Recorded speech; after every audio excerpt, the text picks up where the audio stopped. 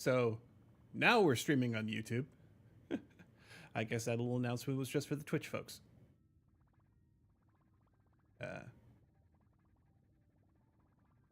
But in any case, howdy to YouTube.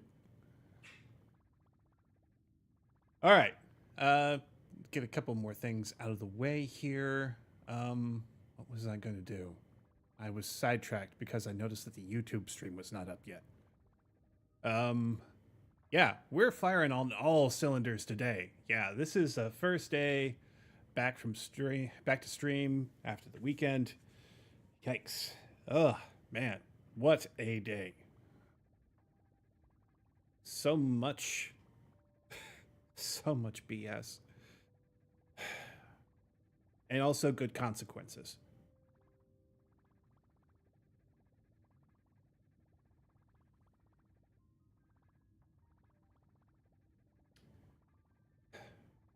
What was I going to do?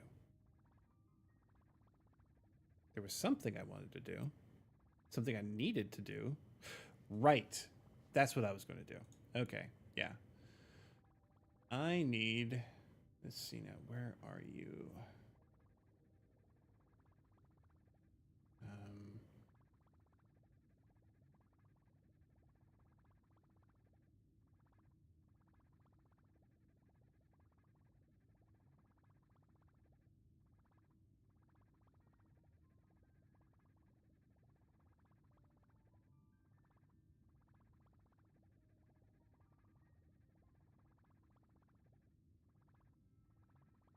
Okay. HSR. There we go. And check in.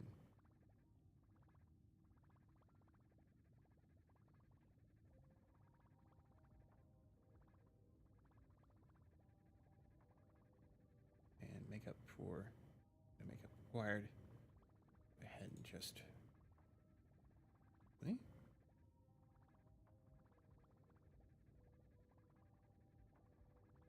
Huh. Well, I guess we're doing all right. All right. Sorry about that. Now that that's out of the way, let's go ahead and Control D this to go into the games folder.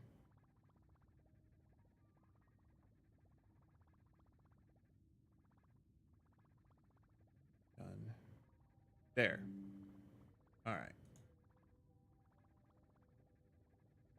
Now that that's out of the way. Cool, cool. Everything seems to be working just fine. Okay.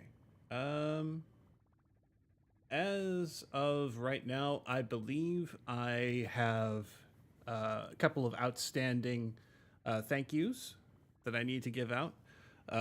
One's to Mike Strosity for giving me a shout out a couple of weeks ago, along with Yellow F2000 for following, and also Kiyoyu for the shout out last week. That was excellent, and I wanted to thank you again for stopping by. So, let's go ahead and get underway. I've dawdled enough. Claim my mail here. And let's get on with this story as soon as I modify the volume.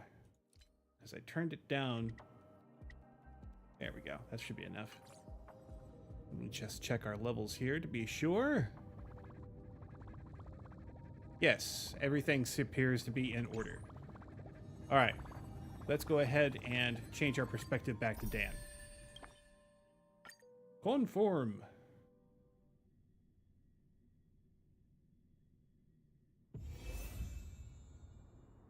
All right. Now, am I in the correct language setting? That's also something I need to worry about.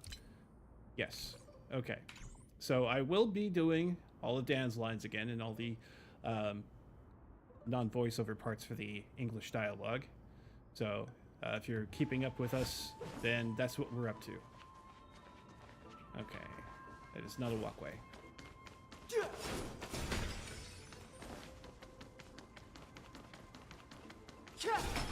As you can see, I've got a Dan-specific party here. Oh, looks like this place has been wiped out. Of course, we did the wiping out beforehand. He's just following in our footsteps. Alright.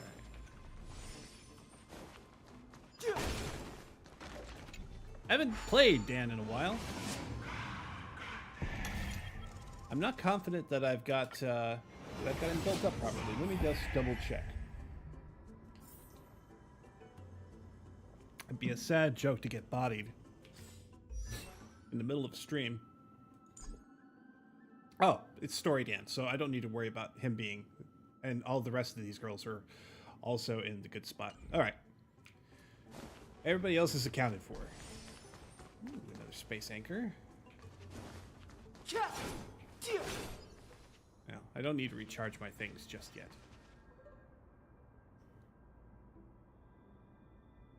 Black monsters are twisted in form, and their life has turned to ash together with their souls. It's impossible to figure out their form when they were still alive. These are the remains of a black tide monster. It looks different from the Titankin from up close. What is that underneath it? A scroll? Scholars' debates, number 1. A recorded debate between venerationist and neurosporist scholars. Most of it is illegible, leaving only fragments of dialogue. Venerational scholar. We all recall that the state that declared that dared touch the sky. Well, the state that dared touch the sky, but what were they really? Just blind masses manipulated by ambitious politicians who dared challenge the Titan's authority. A completely meaningless attempt, an absolute mistake. The sporist scholar. Oof, you venerationalists have bowed to the Titans for so long you've forgotten the scholar's true purpose. Making a mistake does not mean that the act was meaningless. Even those students new to the Grove understand this from a basic logic lessons. An entire city-state, reduced to ashes, proved the skyship's construction was a mistake. To me, that is precisely the meaning they achieved through their sacrifice. The venerationalist scholar. Am I hearing this right? Such a statement? Are you converting to venerationism? The new sporist says, no. I'm simply examining the matter from another perspective. The legible content ends here. As I expected, the Grove doesn't forbid discussions about the sky. It's a debate between two scholars about the skyships. Aglaya has also mentioned of the ships when she interrogated us, a memory I'd rather forget. I'd hold on to this for now. With any luck, this journey won't leave us empty-handed. Huh? Oh? Was there something there that I missed? Oh no! Oh, I guess I can rewind time, even though I am not technically here. The main character is technically not even here. Is that a bug over there? No, I probably collected it already. Yeah, yeah, there's no bug over there. Thank goodness.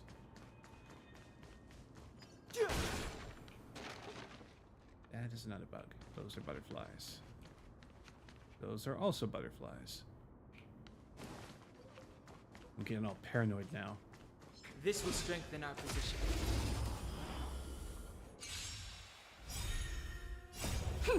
This is double speed. There. Can I Take it have off the fun auto. this time? Alright, yeah.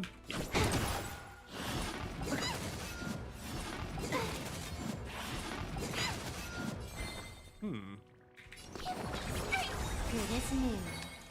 Alright, let's go ahead and boost. Bees or devil, I'll crush them all! Alright, yeah, Dan, you're Lend on. me your strength. Alright, let's go ahead and flatten that one. Oh, he was so close. No This interest in combat needs up. This is double speed. Alright. the truth of life and death. Let's see. I could have swore I hit the key to move over. That was kind of a wasted Fighting is move. We've entered the meaningless. storm. To guard and defend. Crush them.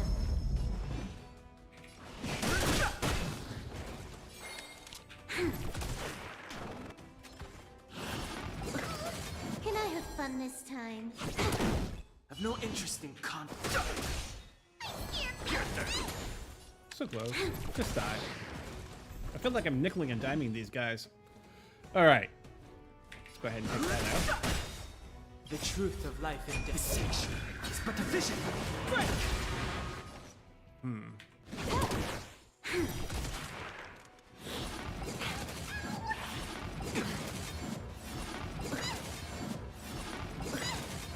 We've entered the storm. Everybody do a To little bit guard more and damage, defend. please. Crush them. Alright. Let's heal everybody. Resistance is timely. Fiend or devil. I'll crush them all. More attack boost. Alright. And Lend me again. strength. This combat needs. This is double speed. alright. Time for a buzz. Too late to repent.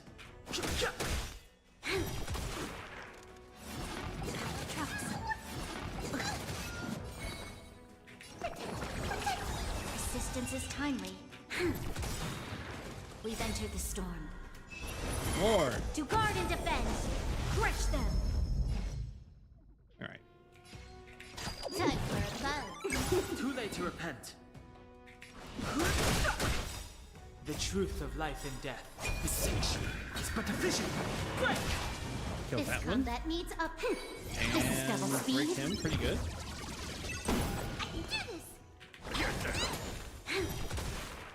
You'll pay. 2 turns. 3 turns. Brownia, the follow-up queen. Alright.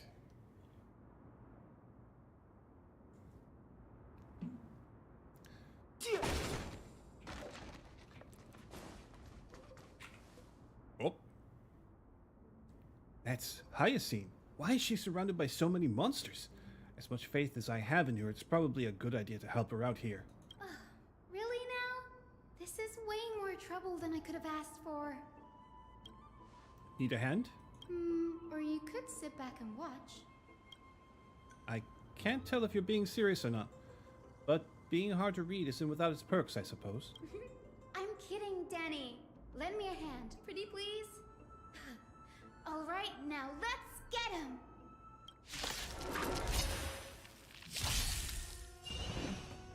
Alright. More enemies. Time for Go a ahead and buzz. crack you. This combat needs a. This is double speed. Troublesome. I can do this. Get them. Don't come any closer. Fiend or devil. Does she just auto attack after somebody else auto attacks?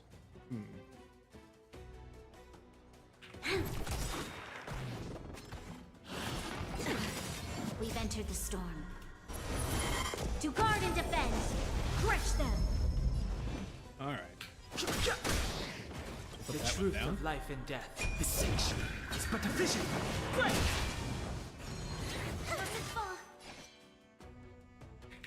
Time for a buzz. There's always a weakness. Probably should have healed, but anyway.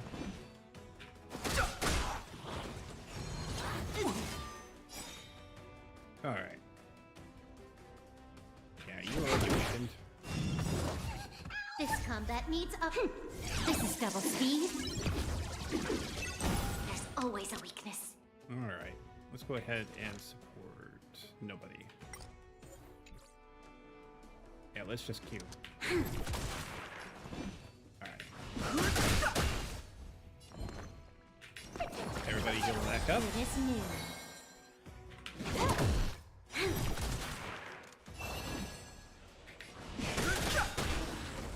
The truth of life and death. Dissension is but a vision.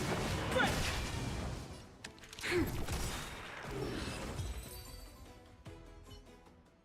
All right.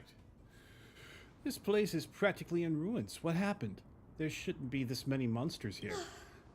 The Black Tide is remarkably quick to detect the light of Amphorius. So or rather, the blessings of the Sky Priest in me, might have unknowingly called them to me. Okay. So you're like a beacon in the darkness. Gotcha. Anyway, never mind that for now. Here, you might want to have a look at this. I found it around here and thought it might be of interest to you. Oh, the second scholars debates. Pause for a moment. All right. A debate record between two scholars. Most are illegible, leaving only fragments of dialogue. Euthyphro? Euthyphro? Yeah, probably Euthyphro. Well then, enlighten me. What exactly do you mean by examining from another perspective? A questionable person says. Simple, you see. When we stand normally, the sky is above. When we stand on our heads, it's below our feet. Euthyphro says, I don't even want to know what kind of situation inspired you to make such exalted theories. By the way, I have a student who loves to write satirical comedies and once wrote about a fool who could not figure out a question no matter what. His mysterious guest says, as I have said, there's no reasoning with you venerationists. You're like dromuses, huge yet always gazing downward at the earth, while I want to be the wasp that stings the dromus. What if the state tyrant's defeat simply proved that among all paths to Aquila, the skyship was the wrong one? Euthyphro pauses. Anaxarchus, you impious blasphemer, mark my words, you will eventually answer for your sacrilege. I doubt your students or that young teaching assistant girl have any idea what secret research you're truly conducting. Legible content ends here. Anaxagoras? He's the scholar who fused himself with the core flame of reason. This is new. I didn't know Professor Anaxar was researching the sky. He's never mentioned anything about it.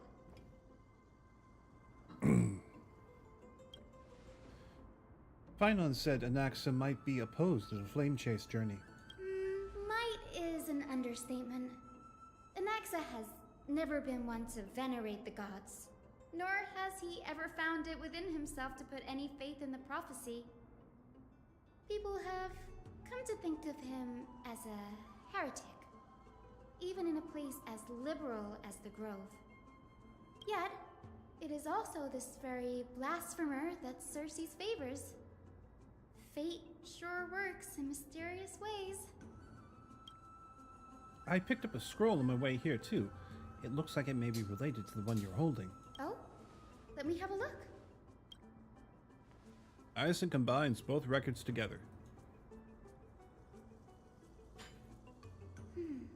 By the looks of them, these scrolls are records of two conversations that took place in the same setting, one after the other. There is still so much I don't know about the Grove. Do you mind if I ask you a few questions? Sure, go ahead. All right. Who are the Venerationists? The Grove of Epiphany is home to 7 schools of thought. While all 7 schools are founded on the ideologies of Thalesis, the first scholar, each is unique in its own way. Among them, the Venerationists revere and worship the Titans the most. As the sage of the Venerationists, Euthyphro has always been at loggerheads with Anaxa. If we were to place the 7 sages on the scales of Talanton, Anaxa and Euthyphro would be placed on opposite sides to achieve balance. A very illustrative explanation. Thank you. Was it a mistake to build the skyships? Nearly everyone in Amphorius has heard the story of the skyships by now. Aquila's stature is loftier than the heavens, and their divine retribution is merciless. That's why it's no use building giant skyfaring ships. Oh, but I do wonder if a supercharged mini Treaty cannon could slip past their watch. That was a joke, right? What is Anax's field of study? These forests primarily study the application of alchemy in soul repair. Everyone considers Anaxa a blasphemer, but that has never stopped him from sharing his ideas, no matter how taboo. If you must say that he's hiding something, then it's likely what lies beneath his eye patch. Alright, I don't have any more questions. Anaxa often says that every failure brings us one step closer to the truth. Perhaps, to him, the crash of the skyship carries a different interpretation. The firmament is not impenetrable. On the contrary, it was precisely because the skyship represented the first step toward breaking free from the shackles of the earth that it provoked the wrath of the Sky Titan and brought divine punishment upon itself. It's a shame that the majority of the Grove's research on Aquila was headed by the Venerationists, with sacrificial rituals making up a predominant part of their findings. Discourse about more esoteric subject matters in relation to Aquila dwindled even further after the skyship incident. So much so that even this scroll is completely new to me. Don't worry about it. We'll just collect everything so we can find the Titans for now. That we can find on the Titans for now. There's something else that caught my attention, though. This says that Anaxa is conducting secret experiments of some sort. That's what I'd like to know. What are these experiments he's involved in? Even I, the assistant lecturer, know next to nothing about them. I have a bad feeling about this. Could there be more to what happened at the Grove? Oh. We got another one.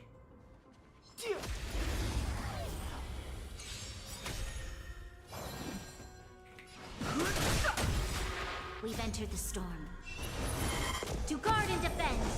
Crush them! You took the bait. Time for a bow. This combat needs up. This is double speed. I can do this! Yes, you sure can. Quicken legs and all. Fiend or devil, I'll crush them all! This battle is unavoidable.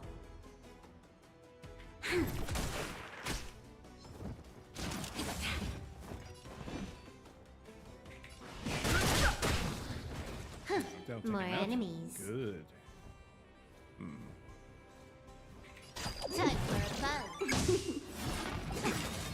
The truth of life and death is sanctuary. It's but a vision.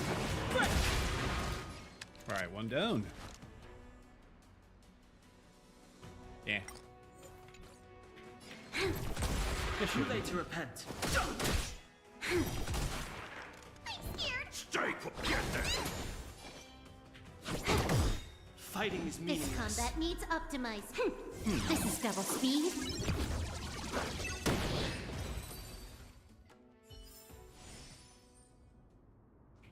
Alright, getting some decent rewards here from the drops. Oh, I should probably take out these shields too while I'm at it.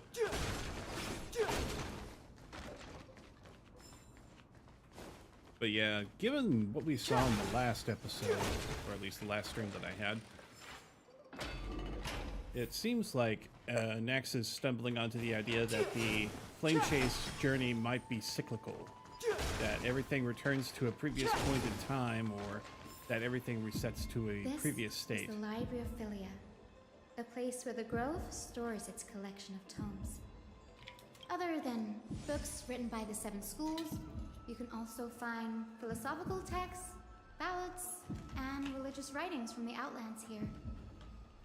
Cities that desired to learn from the Grove were apparently expected to contribute knowledge of equal value to what they sought. We've had more than our fair share of hilarious episodes over the years. For instance, it's said that the Erythrocheramists once borrowed a manuscript from a certain author, but ended up returning a copy instead of the original. What's more, the original manuscript was supposedly then hidden here. Well, that doesn't sound like a nice thing to do. Nice? No need to hold yourself back, Danny. You can just tell it like it is. Their behavior was no different from bandits. Well, if you don't mind, did the Grove even ever rob Castrum Kremnos? Whew. You've got me there. Some said you couldn't even find a dictionary in Castrum Kremnos, so I guess they were spared. There are too many books in the Library of Philia. Flipping through them all will take too long. Why don't we use the Biblioslate to search for the texts we need? We can bring them back to Akama for reading after that. Agreed. This place isn't safe. We should leave soon as we're done. There are still several more scrolls strewn all over the place.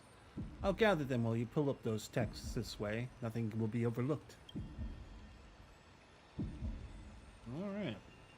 So we got this little thing over here.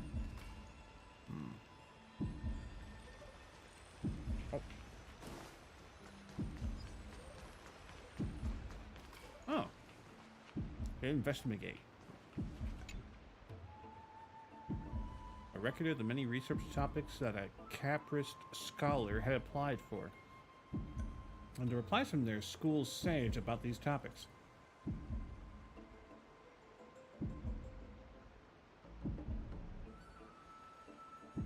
Topic 1.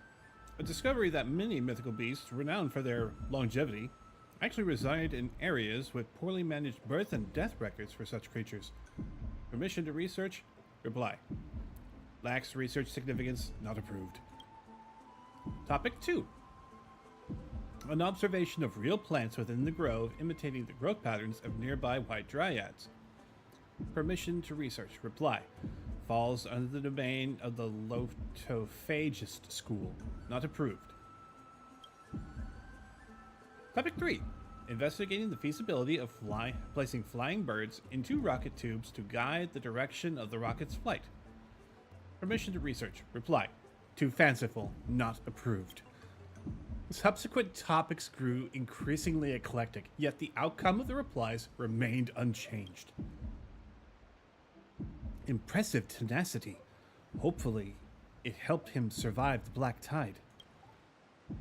Alright, well, let's investigate this one. These are complaint letters from the scholars about Anaxagoras, the blasphemer. There's a thick stack of letters. Based on the dust accumulated and perfectly intact seals, the complainee did not even bother opening them and just chucked them aside into a corner. This is about Anaxa. I should read this. Hyacine, you should come and have a look too. Ugh, it's so dusty in here. Whoa. Are these all complaints about him? I can already see what they must have written. Anaxa has no respect for the gods. His very existence undermines order in our society. They're probably all things like that. Does Anaxa hold that much influence? Why else would they call him the Great Performer? When Anaxa established his school of thought, the first thing he apparently did was read his own work to everyone. Are the Titans truly an accurate reflection of what humans think gods should be? Worlds created by gods are indubitably perfect, but what of Amphorius? Only foolishness and insensitivity everywhere you turn. An uncanny impersonation. What happened after? They marched him straight to the seat of judgment before he could finish. Though what he took on in the end was more of a debate than an actual trial. He had to address every one of the scholar's allegations, or face expulsion from the grove. The first allegation was... Do you agree that since the Titans created the heavens and earth, so the mountains, rivers, and seas must likewise be their creations? Am I supposed to put myself in Anaxa's shoes and answer that? Yes. Yes, answer it. As told in the myths, the sea and the skies and the earth are all, beyond the shadow of a doubt, creations of the Titans. Anaxa would have probably been spared a lot of trouble if he had answered this way. Instead, he quoted past instances of the Flame Chase journey and posited that humans have the potential to take over the divinity of Titans.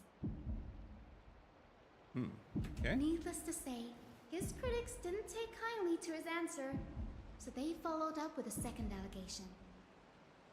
You claim to be studying souls, yet you are, in fact, defiling them and committing acts condemned by the gods.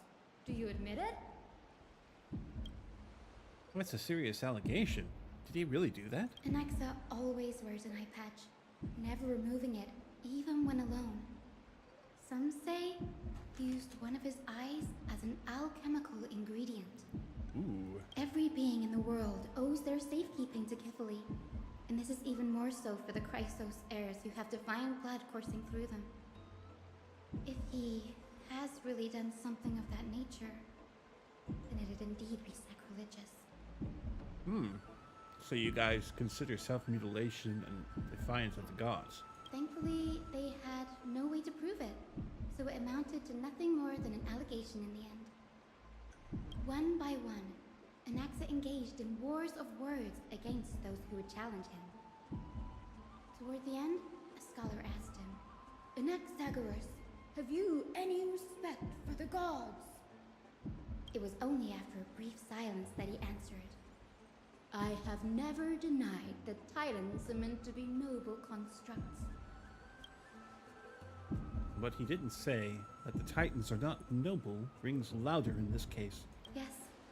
I'm not sure how that controversy was eventually resolved, but what's for certain at least is that Anaxa was allowed to stay in the grove where he continued his research, despite being regarded as a heretic. By the way, this stack of complaint letters has reminded me of a place in the grove. We may find clues there that aren't on the teleslate. I'm talking about Anaxa's alchemy lab, hidden between the cornerstones.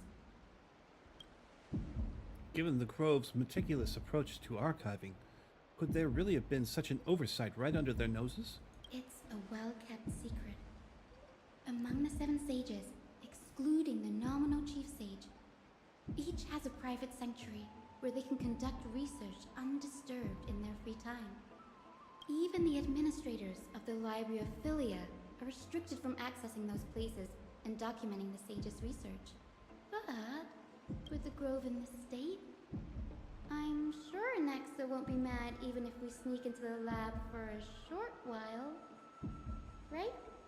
Given that there's nothing living here except for Titankin, I can very well assume that there's not going to be anybody to complain about it.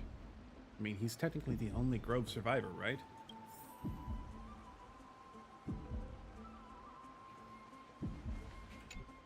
What's on this scroll? A book covered in annotations from many scholars. Its title is The Art of Sophistry, 40 Ways to Improve Your Debating Skills. You skim through it, and the highlighted methods include virtual causation, false premises, contradiction conversation, conflating prevarication and reality, misinterpreting punctuation, misattribution, generalizing specificity, and among others. Amid it are the scholar's examinations. A true eye-opener. The art of language knows no bounds.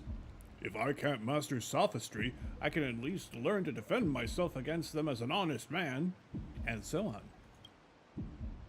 This last resort is, when all else fails, employ brute force. This isn't going to be of any help, that's for sure.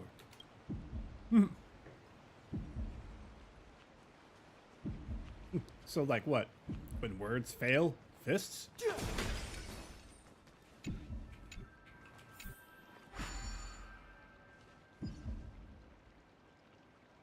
gonna stop anytime soon. Yo ho!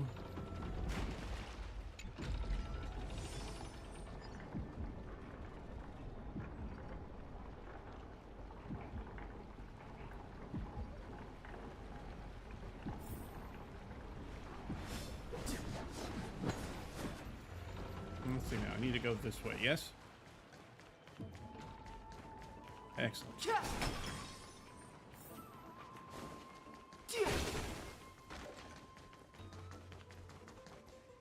This is the place, but where is everything? Materials for alchemical experiments, matrix diagrams, and even the seal to the lab. They're all gone. Did the Black Tide destroy it all? No wonder we didn't see any defense mechanisms along this way. Have you ever been here before? No, not even close. Not only are alchemy experiments high-risk activities, but Professor Anaxa also has a penchant for using bizarre materials. Students often saw him walk in looking bright as rain, but come out covered in soot with his hair singed. Naturally, no one dared to come near this place. Huh? That bookshelf over there seems to be the only thing still intact. Dang. Okay, so they missed something. Knock, knock.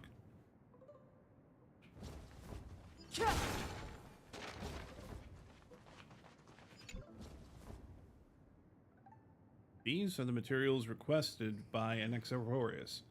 Documents from various fields have been compiled into one place, including Titan creations, University of the Soul, alchemy doctrine, and so on.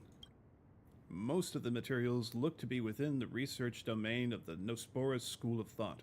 However, a document titled A Study on the Chrysos Heir's Background is mixed within. These appear to be quick notes examining the background of the Chrysos Heirs, a hastily written journal, Part 1. The Holy Maiden of Yanisopoulos, Tribi, Trian, and Trianon, descendants of the Holy Maiden from the Temple of the Three Fates, Goldweaver Aglaia of Akama from the Nemesti priestly family, the Prince of Castrum Kremnos, Hyacinth of the Twilight Courtyard. All of their ancestry have varying degrees of connection to the Divine Titans or their divine authorities. Does the golden blood come from the heritage of priest families or royal bloodlines? Anaxagoras, I myself show no such connection. Kephali, the creator, what criteria did they use to create the golden blood, to shape the Chrysos heirs? Yet Castris, the servant of death from Idonia, her lineage is neither Titan priest nor demigod, but she has walked the earth for at least a millennium with the power to grant death to humans. Where did this power come from? Another text speaks of the dragon legends of Styxia. The alchemical extraction of soul ripped from the dragon corpse is intriguing. Dragons appear to be the Titan's creations. Perhaps there's a way to reverse the process, using alchemy to refuse human souls with Titan creations, increasing the purity and divinity of golden blood towards the absolute? This theory must be tested. Experiments to be arranged. What's going on? Anaxa is conducting research on our friends in Akama and me? Looks like it. This journal contains several intriguing points. Creation of the Titans, the Chrysos heirs, and Anaxa's research. Let's go ahead and just go through the comments here. From the abyss of fate to Castrum Kremnos, I've seen many a Titan creation during my time in Emphorius. Life forms created by Circes can be also found in the grove. But fusing them with human souls through alchemical means, I can't even begin to imagine. The Chrysos heirs. Anaxa seems to hold special interest in the divinity coursing through the Chrysos heirs' veins, and has even conducted a thorough investigation into the heroes' backgrounds. It wouldn't have been so strange if he had focused only on Cassie, given her own curiosity about her origins. Plus, considering that the new sporists have crafted omnipotent medicines capable of curing diseases, It also makes sense that he would conduct research on immortal Chrysos heirs. But now, it seems Anax's objective was never to create medicine, but to identify the origin of the golden blood and figure out its inner workings. And now let's look at Anax's research. Through alchemy, Anaxa aims to refine the golden blood in the Chrysos heirs to a degree of purity equal to divinity. This must be what he means by the close to true purity. But treating both Titan creations and the human body as materials to be used in alchemy experiments? That's rather extreme. Danny, look at this. I have a bad feeling about this. Hastily written journal, part 2. These documents appear incomplete. Judging from what's left behind, the important alchemical formulae have been taken away. Only the author's reasoning remains. The previous approach has flaws. Fusing human souls with Titan creations does not purify golden blood. Even pure Titan creations are contaminants to the Chrysos heirs' golden blood. Soul fusion between humans and creations merely repairs impurities of the soul, or maintains a connection to dying souls. While creation myths tell us that the Chrysos heirs and other creations were made by the Titans, their nature differs fundamentally. The Titans' creations are no intermediate products of an alchemical process, and the Chrysos heirs are closer to the Titans than the creations. In other words, I should not have considered Titan creations equal to the Chrysos heirs. The hypothesis I should focus on is one pointed towards the Titans themselves. Such rare chances to study Titans demands a meticulous selection of research subjects. Living Titans prove impossible to restrain, and dead Titans offer no insights worth pursuing. But dying Titans, they are the perfect research subjects. Only by understanding the fundamentals of creation can we ensure perfection at the moment of everything's birth. Through my own hands, I will melt a Titan and reach the true essence of the soul. My biggest fear. It's come true. After going through his notes, I think I can piece it all together now. Oh boy. Anaxa was carrying out experiments on soul transmutation. Do you mean he's trying to reconstruct human souls alchemically? Yes, this is what he was secretly conducting research on. Something he had to keep hidden from others. Compared to his public speeches, this is the real blasphemy. Oh, I just thought of something. What's wrong? Do you remember when the Black Tide was approaching? The Grove had planned to send Cersei's core flame to a safe place. But an accident happened along the way, and Anaxa lost his life in the process. But Cersei took over his body and resurrected him, which led to the situation we're in now. That's right. But what if Professor Anaxa's fusion with the core flame of reason wasn't an accident? What do you mean? Put yourself in his shoes. Knowing that the Black Tide was closing in and your time was running out, what would you have done? I'd put my theories to the test, no matter the cost. Exactly. When the Black Tide came, the true reason Anaxa headed to the Luminary Throne was to transmute and fuse himself with the Titan's core flame. Did he succeed? No. Judging from how he reacted after the event, the results came as a surprise. Maybe he failed to consider the possibility that Cersei's would make a similar decision. The manuscripts detailing all the alchemical formulae have been taken away. His research is still ongoing. Could he have taken them for other purposes? Like, what? There's only one Titan left in the world now. No. No way. And he's right there, too. To conceive an entity of perfection, one must first understand the principles of creation. If Anaxa is in Alchema now, then that means... He's after Kefali. Sir, this sky above us, it's not real, is it? Of course not. This is just an image from a projection device used for educational purposes. A simple trick. The day-night cycle has been lost to this world, so that students like you may still learn about the night sky. Astronomers have harnessed the Titan's miraculous power to manipulate the light, projecting the nights of the past here for you. Much like how the sky above the Holy City is also illuminated by Kefali's dawn device. So, the skies of Akama are fake too. That seems to be a repeating You mustn't conclude that, motif. Inoxa. You should know that only a child would expose a trick and be proud of it. Often people know more than they let on. They simply choose to feign ignorance because they have no other choice. Then they're just deluding themselves. People believe in Kefali's tale of Genesis, accepting wholesale whatever the priests preach. But we're different. We've already walked out of the firelit cave of ignorance. Oh, I have to respond to that. Okay. So, this is a thought experiment. I can't remember exactly who it was. I think it was Plato.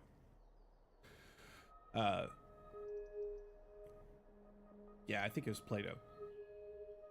There again, it might be Aristotle. One was, well, one was the teacher, the other was the, oh, no, I don't think he learned from Plato. I think Aristotle was the student of Socrates. Maybe it was a Socratic thing? No. Anyway, it was one of the Greek philosophers. So, you have 3 men who have been chained to a wall. Chained with their backs to a wall, facing another blank wall. Behind them is the entrance to a cave. With the light pouring in from outside, they can see the shadows of creatures and beings walk past, but they have never seen the creatures themselves. However, to them, the shadows on the wall are the creatures. So, one of the prisoners manages to free himself, and he leaves the cave and he sees the things that have been leaving the shadows on the wall. He sees men, women, children, animals, beasts of burden, birds, for example. And then he goes back into the cave and he tells his fellows, "Hey, listen, I've seen what those shadows are, actually. The shadows aren't real, they're just outlines. What is the word I'm looking for? Silhouettes of actual things." And the prisoners who are still chained to the wall have no concept of what he's talking about. To them, the shadows are still real. So, until we've been exposed to the truth, even a lie will seem to be the truth. We have already realized that we live in a world where Titans make the rules. Even when we look at the sky, we're only seeing what they allow us to see. Rather than gazing at this mockery of a night sky fabricated by them for the rest of my life, why shouldn't I be the one to take control of the projection device instead? So much time has passed since you sowed the seeds of doubt in my heart, child. Many a night, I find myself penning down all my theories and wild ideas, only to burn them to ashes when I open my eyes in the day. Why? Because we'll face death by burning if word gets out? As a sage of the Venerationists, my soul has already become inextricably linked to the great tree. Every word I say and every move I make is certain to influence every leaf, every branch, even the tree itself. But above all else, my days are numbered. Instinctively, I have my doubts about the golden blood and the human soul, yet I have no means of verifying them. The golden blood in my veins is woefully thin, and I am loath to waste what little time I have left obsessing over a hypothesis that cannot even be proven in the first place.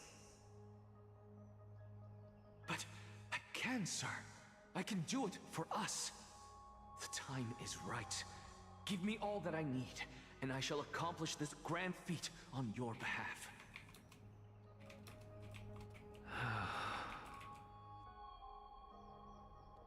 You're right. I shall do just that. In the next meeting of the sages, I will spare no efforts fighting for the rights you deserve. Oh, so it was Plato that did the cave allegory. Go. Establish I was your right the own first school time. of thought. Find out what we are.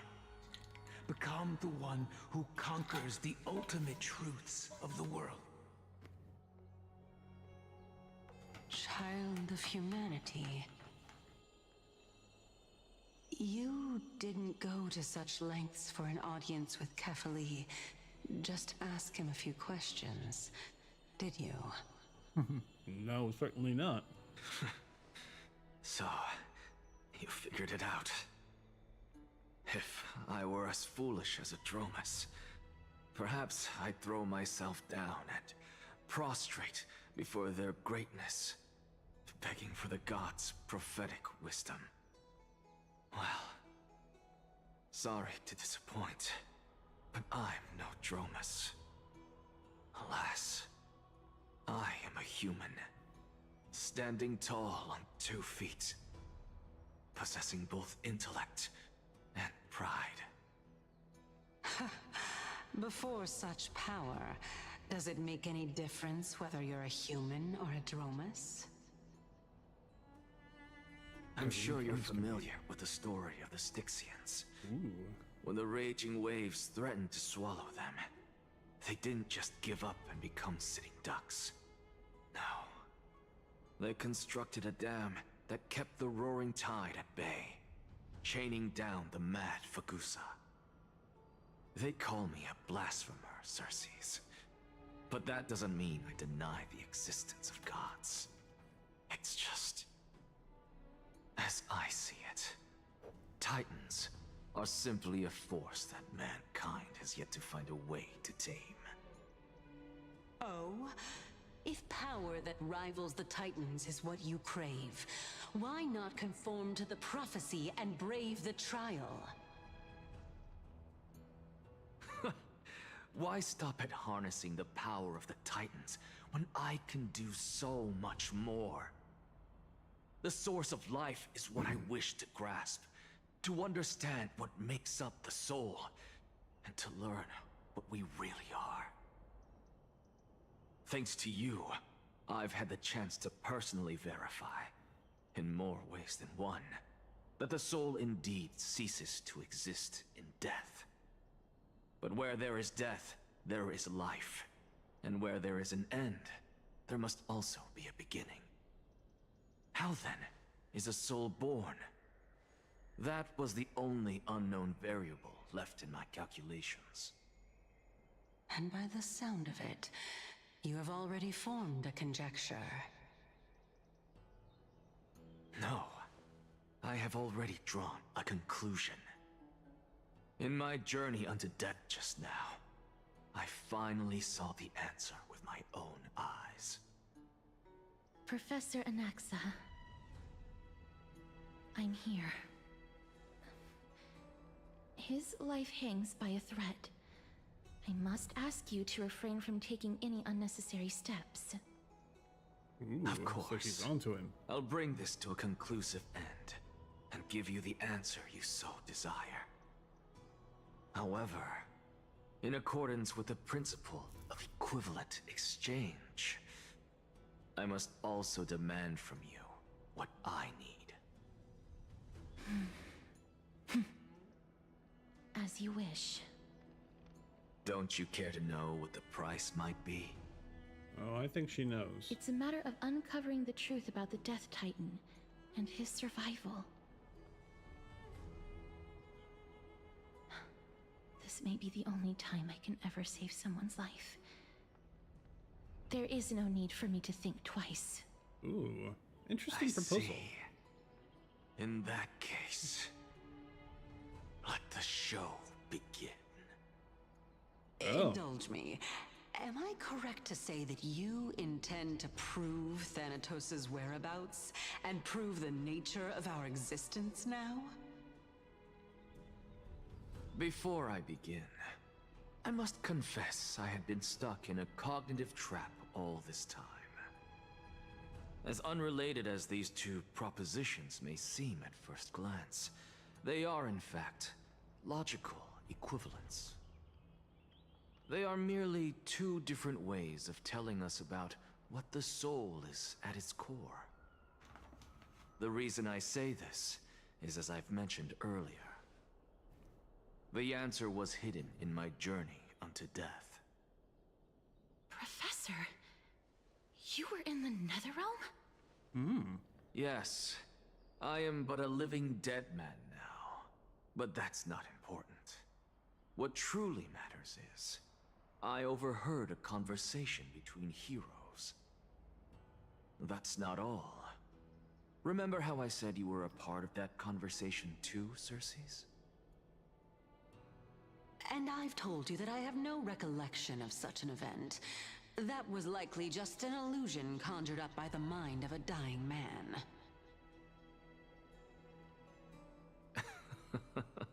Of course you would remember. Because that wasn't you. That was Calypso, one of the 7 sages of the Grove. Calypso? Huh? Oh, that's the name I made up on a whim when speaking to this girl. How do you know of it? And surely you jest. Don't you think I, of all people, would know if that were the name of one of the 7 sages under the shade of my tree? Don't you claim to know the Grove's past like the back of your hand? Oh. It seems you've lost even the memories seared into your soul. Use your head, Circes. Since all of this took place in the realm of the dead, it stands to reason their likenesses are of souls from the past.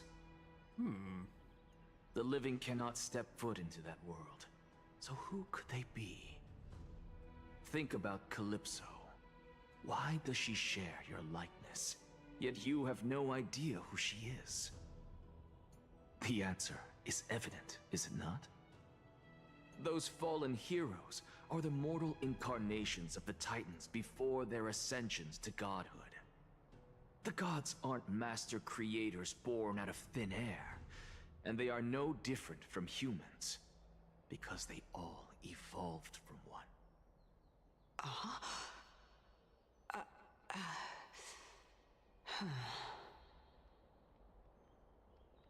Does this answer disappoint you?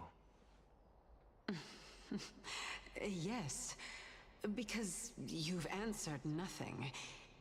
If I truly was once human, as you claim, then where do the children of humanity come from? Even on the off chance that you speak the truth, this brings us no closer to grasping Thanatos' whereabouts. How are we to find them? I knew you would say that. But it matters not. I know what I'm doing. Actually, why don't we have this supreme being standing before us tell us everything? You can revive a Titan? Humans cannot return from the dead. Neither can gods. But all we need to do is look at this from a different perspective, and the problem will resolve itself. The solution is simple. Just like what you did to me. If I'm reborn as Kefali, I can rebuild the world and all within it as they once did. Simple, is it not? So wait, he's already got Circe's inside him. I How's have he gonna... news from Hyacinth and Danhung. Anaxa might be trying to do something with Kefali's divine body. Kefali? But what could Anaxa want? Is the Council of Elders going to sit around and let such a sacrilegious act unfold? That is not possible. He is indeed the great performer, capable of fooling anyone and everyone with his tricks. I'm sorry. No need for guilt, for this is good news to us. The Council of Elders has found themselves a traitorous ally. Anaxa's ambitious desires will be something we can exploit. What we should be doing now is to keep our eyes peeled for whichever trickery Kindness is up to, and react accordingly to thwart her plans. Kindness is the leader of the council, by the way. Being Akima's political center, the Demigod Council holds just as much significance as the Vortex of Genesis. Someday, after my duty is over, this site will take the place of the battlefield where you hunt gods. Become the next challenge you ought to overcome. Till then, it's best to get used to this place as soon as possible. Let's see now. Come find us anytime you need something, or we'll be waiting here for your good news. Let's go for one.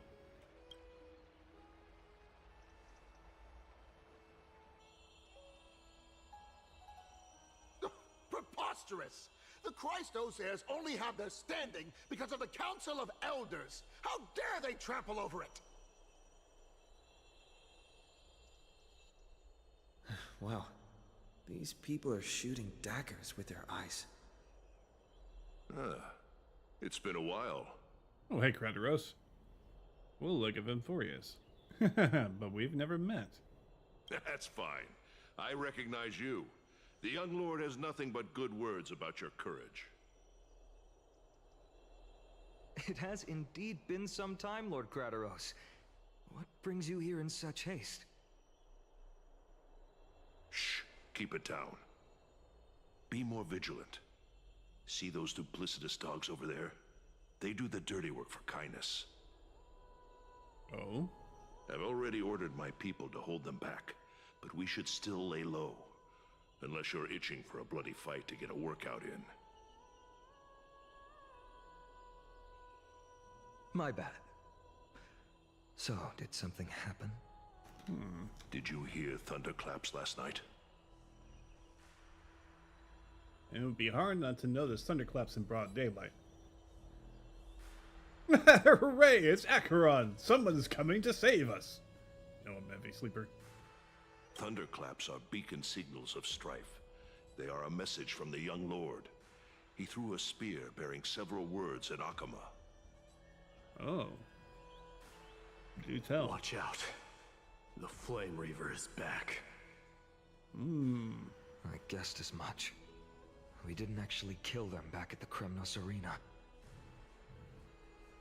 I figured this is something you would want to know. We Kremnoans never back down from a fight. So if you plan to take that thing down in a battle, reach out to me anytime. You have my gratitude.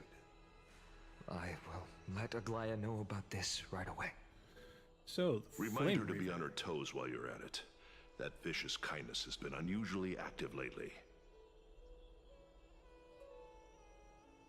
Those lackeys she keeps under cover have been going in and out of the city a lot more frequently these days. Some even seem to be getting Kremnoans to defect to the council. How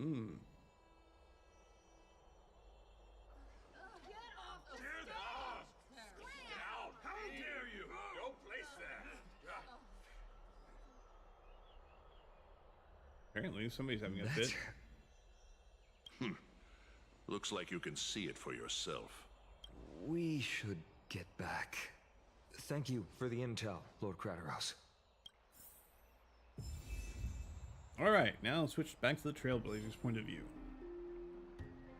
All right, so, my thought is the Flame Reaver. So this was my child. A alchemical creation of Anaxagorius's to prove that is it the result of him trying to blend Chrysos heir blood and a Titankin? By Catholic into Lenten above, as the Theoros I have observed. Virtuous citizens of Akama, Finan Navides, Elysiae, and the Outlander are heading toward us. Aglaya, what happened here? I know about the poisonous fangs of that king snake through the golden threads. In the past, I would be confident about keeping her in check, but I admit I am now unable to do so. Oh? What do you mean? It is no longer about eloquence or arguments. I have been a demigod for far too long that I hardly have any humanity left. Before I realized it, I have become no different from these hypocrites, no longer capable of relating to the people. This has come a lot sooner than I expected. But perhaps it is time. I need you to step up, Finan, in order for me to retreat behind the scenes. Yes, this is my duty, but... It is far easier for the Council of Elders to fool many than just fool one person. Their so-called more support is no more than a ruse to distribute power using words instead of lances. There is no glory in winning this debate, but that makes having respect for humans so much more priceless. Finan, you are a Chrysos heir without flaw, capable of relating deeply with humans. I appreciate what you've taught me, Aglaya. I hope we'll live up to your expectations and win this debate. Oh boy.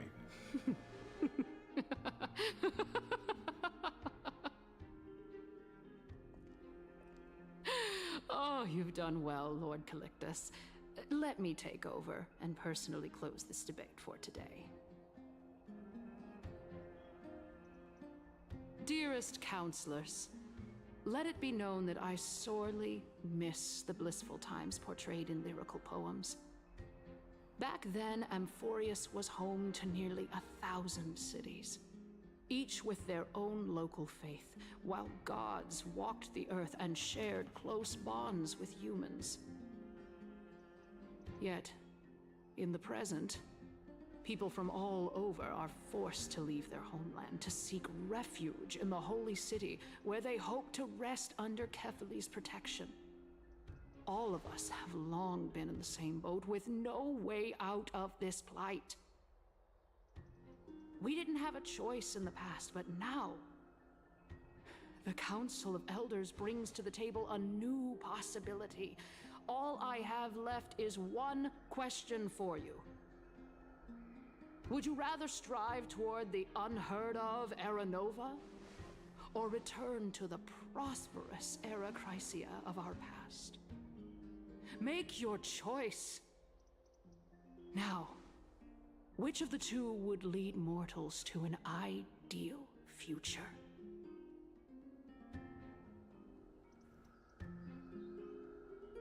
I stand by Hera Nova. It's impossible to return to the Era past. Nova is a path of salvation the gods promised. We should not have doubts in the flame-chased journey. We all know that Era Chrysia is a thing of the past, Lady Kindness. Please, enlighten me. How does the Council of Elders plan to turn back time? Exactly. It's like the Black Tides are not going to stop. Let the three Titans of Calamity be born, and Era Chrysia is nevermore. but bring demise to those titans, and Erechrysia will descend upon us again. That is a false premise, ma'am. Know that the Council of Elders is never one to make empty promises. Look at who we have on our side. Anaxagoras, one of the Grove's 7 sages, and Castorus, Idonia's goddess of death. With the help of these 2 heroes, I can promise all of you that Erechrysia will exist once more. Aren't they Chrysos heirs? They're supporting the Council of Elders instead? It's clear from the start that these heroes do not get along well in their group. All the more proof that Aglaia isn't fit to speak on behalf of every Chrysos heir. I am in favor of Erechrysia. Erechrysia! Erechrysia!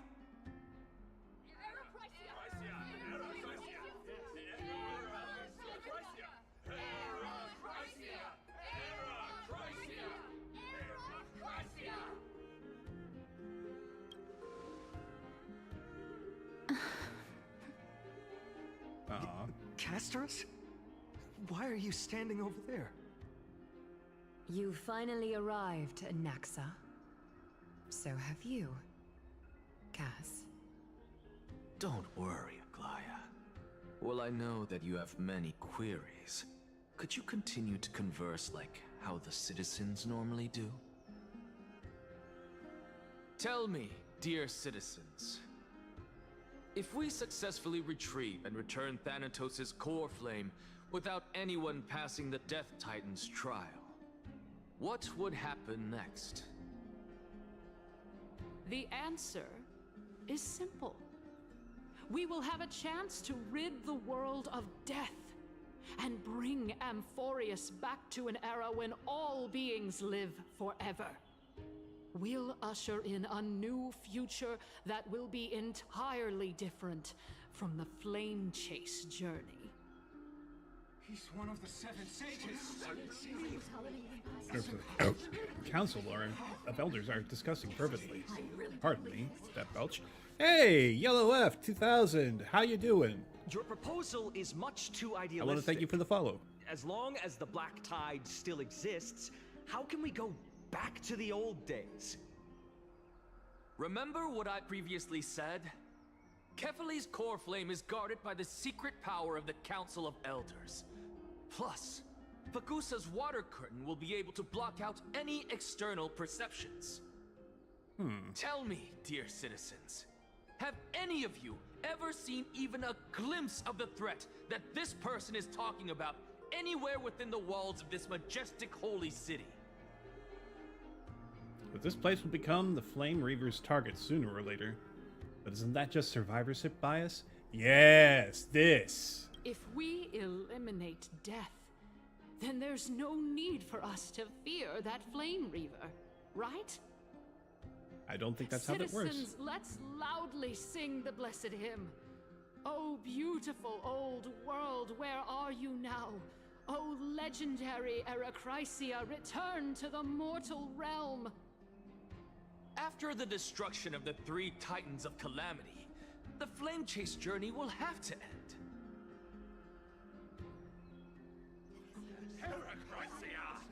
And now the council member of elders are cheering in excitement.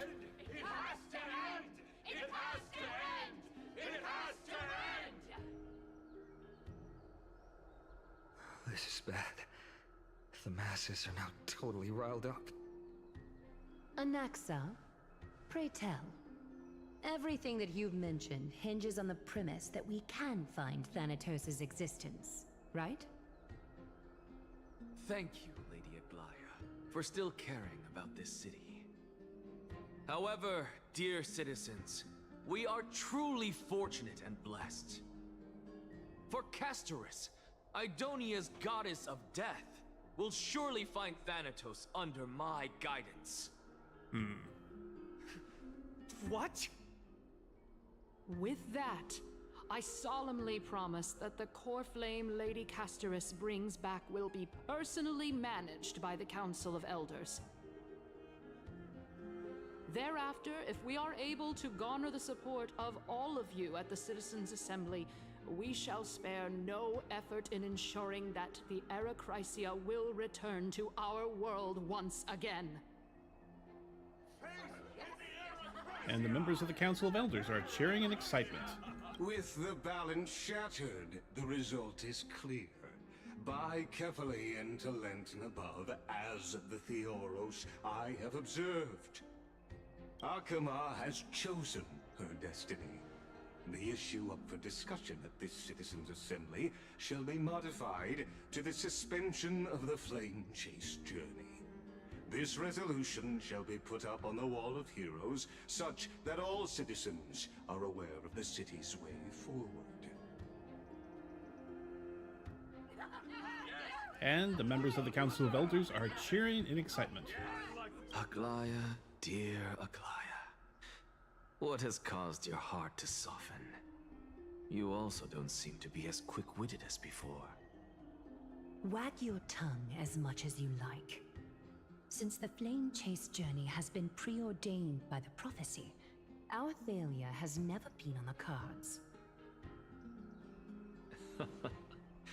Well then, I guess we'll find out if that's true at the Citizens' Assembly.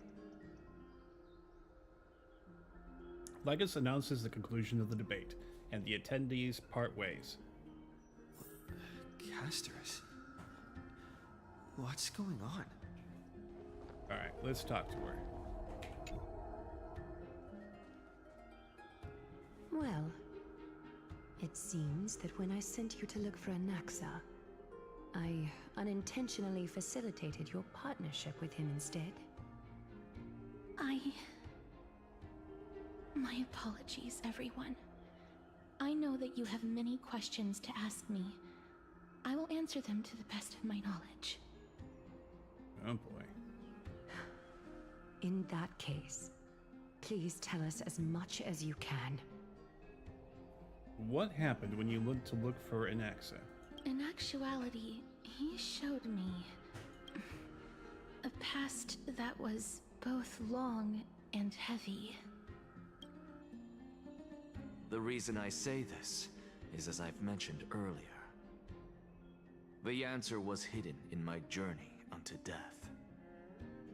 Professor, you were in the Netherrealm? Okay, this part I've heard. Yes, I am but a living dead man now, but that's not important. What truly matters is, I overheard a conversation between heroes. Okay, now they're switching POVs. Have you heard of this tale before? Elixia. A tale about the ocean god's treasured pearl, our hometown. It was a seaside town which enjoyed the ocean breeze and glorious, peaceful times, thanks to the wisdom of its ruling queen. Until one day, an evil dragon descended upon the town. Its wings were large enough to blot out the sun, while its claws were sharp enough to rip the waves apart. It barged into the tall tower and devoured the queen's beloved daughter. It even settled itself in her bedroom, like a tyrant king. The queen assembled 300 warriors who managed to subdue the evil dragon by chaining it up. However, when the queen slit open the dragon's belly, she realized that the princess had long since been digested, and all that was left of her was a pile of bones. Devastated, the queen wept for several days.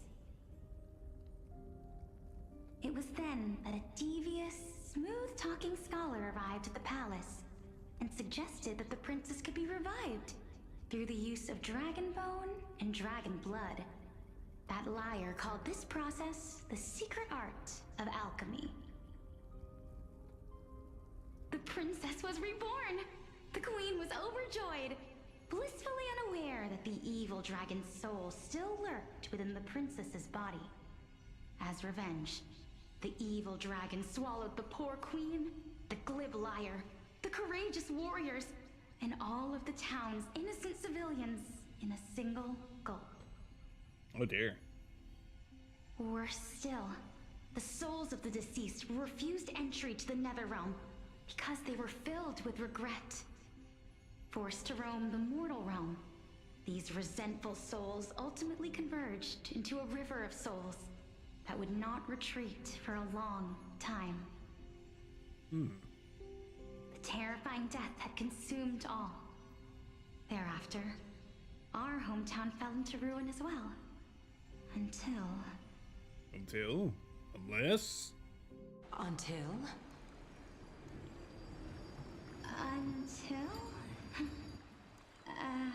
Actually, I don't know what happened next either. Oh my. It seems that you still like to whet people's appetites even after all this time, Pelixia. So, according to your story, this is how I used to look?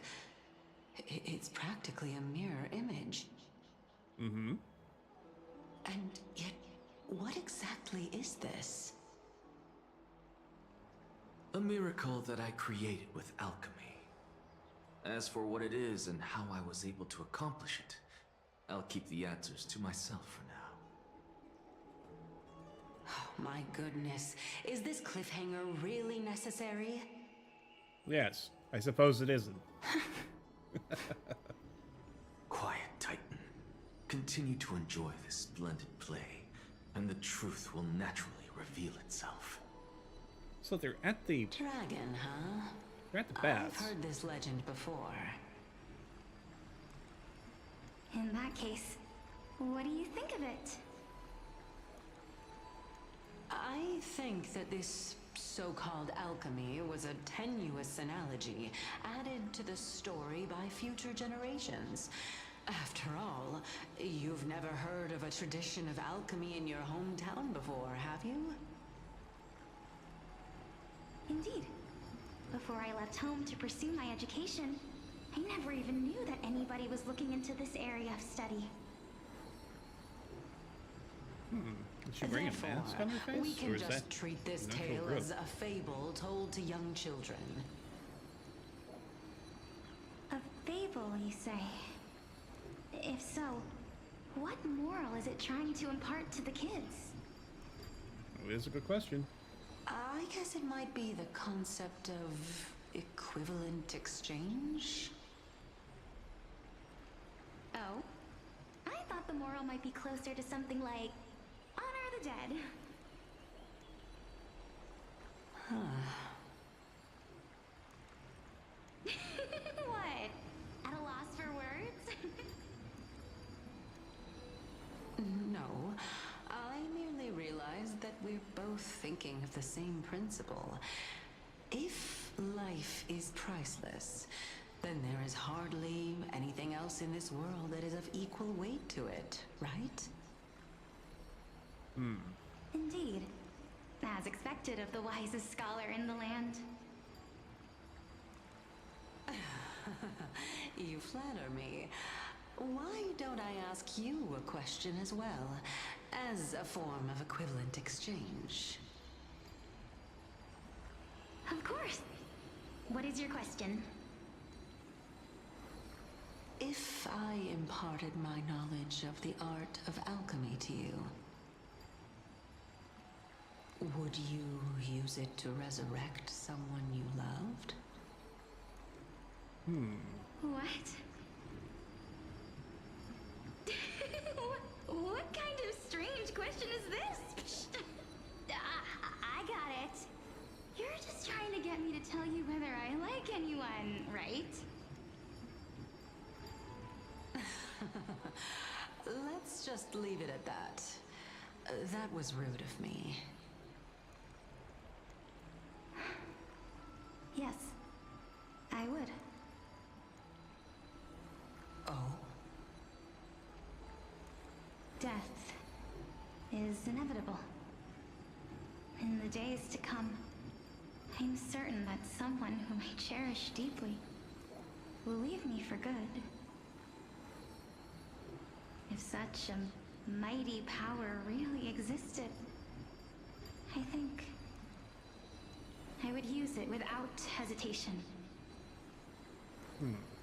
After all, you, me, and the rest will all have to face that fateful moment eventually. I mean, yes, inevitably. Alright. Give me a moment, guys. I need to take a quick break, and I shall be right back. Alright? See you in a minute.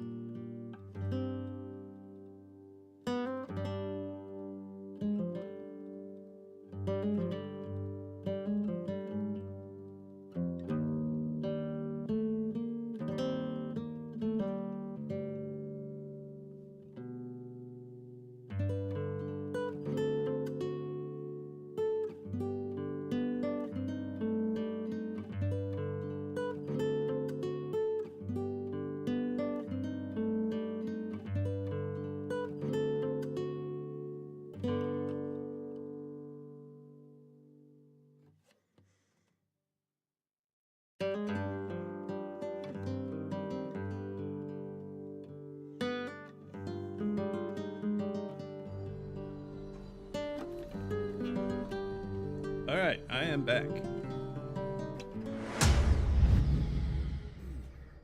Sorry for the pause. Let us continue.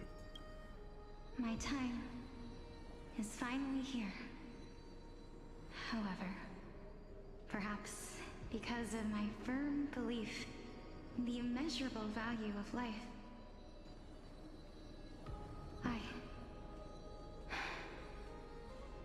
I am unable to complete the trial. You shall wither, and through that, the dead will sprout again from the remains, and be reborn with the dead flame. It is a pity that fate is such a cruel mistress. Is there no other way of interpreting those words?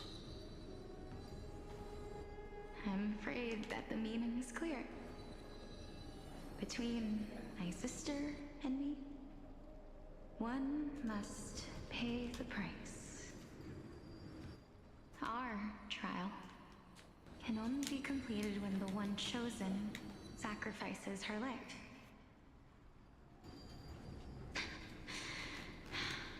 I'm afraid that the prophecy might even have selected a pair of twins for this exact purpose. Well, shit. Fortune makes fools of us all. Oh, here all the constellations are lit up. My sister is prepared to sacrifice herself. And yet, I can't do the same. How absurd. My time is almost up, but I'm still afraid to welcome death. What should we do? If I'm ultimately not able to make up my mind... Since Chaos is willing to guide all of us and leave this trial to the end, there is still plenty of time for you to ponder. That's right. Don't allow the fog of an uncertain future to cloud your mind. Trial, prophecy, the topics that they're discussing seem familiar. But these three people must not have left their names in the epics. Otherwise, I would have some recollection of this. Amphorius's history before the Titans were born was complete chaos. Is that not strange by itself? I have long held three hypotheses about this. However, let's continue watching for now. Calypso, Polixia, and this warrior. I seem to have met him somewhere before. You remember our good friend. Regarding this matter, Nias, are you confident that you'll complete your trial? Of course. Though, I am worried about what will happen once I've emerged victorious. Oh, I see everything except for his is lit up. Okay.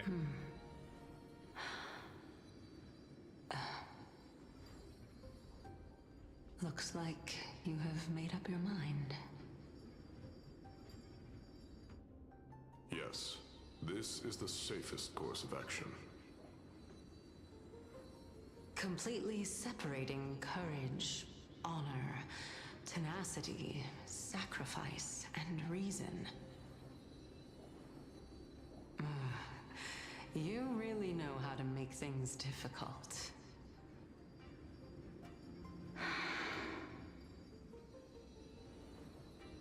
Please, young lady, witness my fall and demise. Lady Calypso, you shall host the soul-rending ceremony.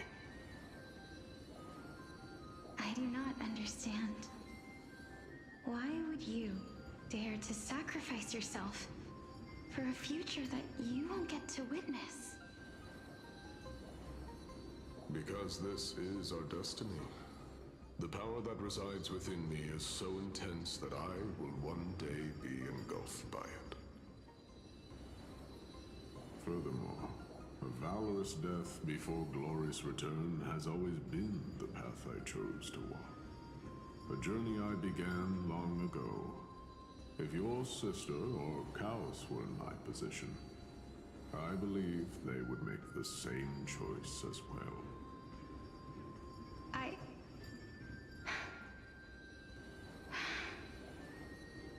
I'm not that brave. I don't know how I'm supposed to face such a serious affair.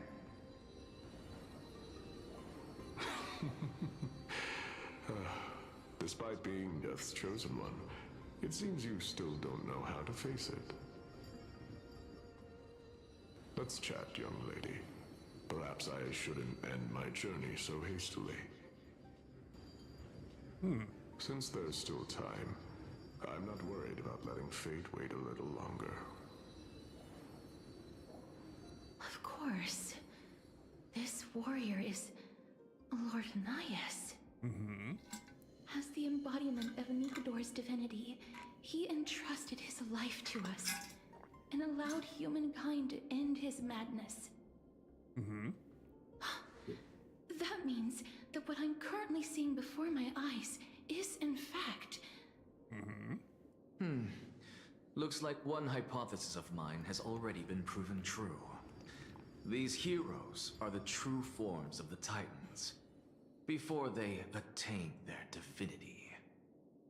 If so, the chosen one of death that he speaks of is actually... Polixia? Is the previous form of Thanatos? But her appearance... She looks like you. If this is true, as long as we can find out where she went, we'll naturally be able to figure out the location of the Death Titan.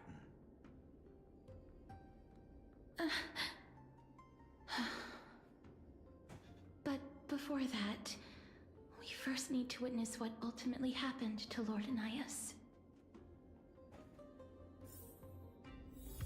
Okay. A Hymn of Dawn. And Castrus's point of view. Okay, story members can be added to the team. You know what? Let's go ahead and put Cass on the team. Why not? Are they good in a team together?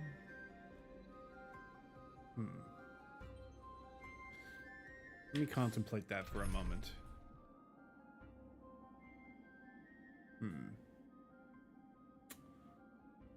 Alright. We got story Cass. My regular Cass is not quite as good. Because, well, she's not C6. Or E6, I should say. Let me think. We can... I suppose we can just make get the Remembrance team out there. But I kind of want Max out there, too.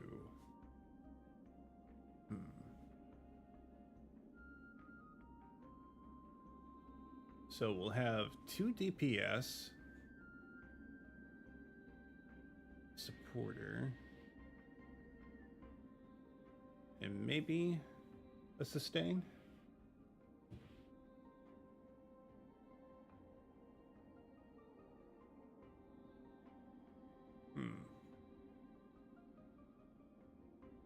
Yeah, let's do that. Okay, so we'll have Cass. We'll have Anaxa. Let's see now. Who shall we have for our support? Let's say...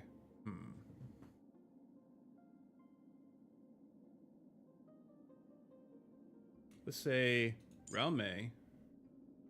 And for our sustain... Or maybe I should go with a... should I go with a Nility character for a debuff? That is a good question. Well.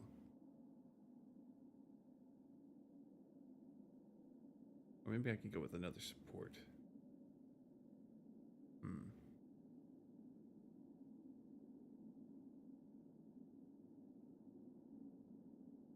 But you know what? Hua Hua works.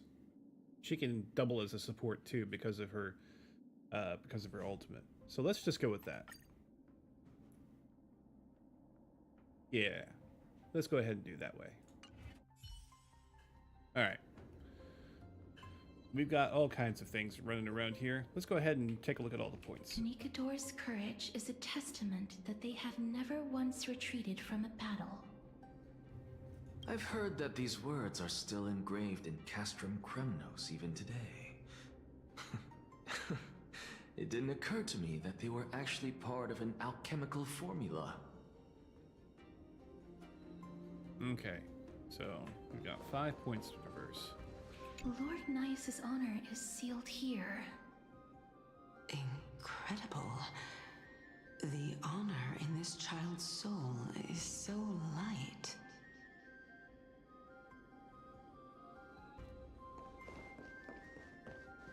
I believe that his tenacity is sealed within this statue.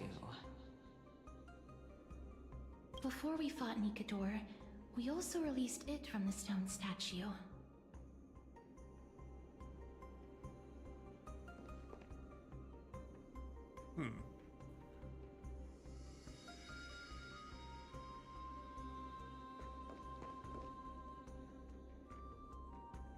Well, the sword's in place, the statue is not.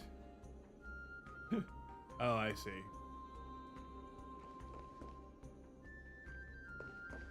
Alright, so we got that.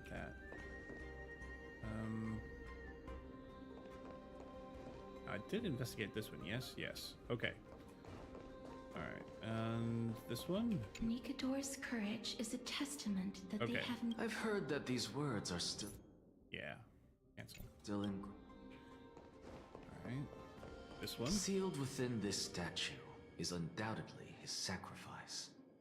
They use their own body as our city walls, keeping out and protecting us from the pervasive spread of madness.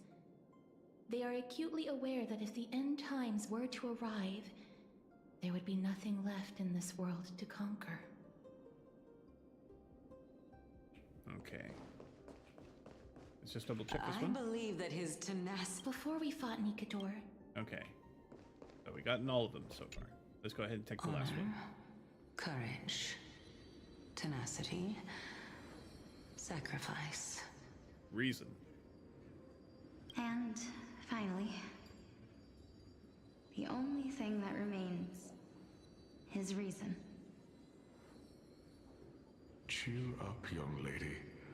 There is no need to shed tears over a glorious death. All farewells in this world are sorrowful, Lord Nias. No, young lady. As a warrior, I have witnessed too many bitter deaths. But now, all I feel is peace. I did not know until this moment that mortals could live their lives in such a way. Although only a sliver of your soul remains, you remain so optimistic.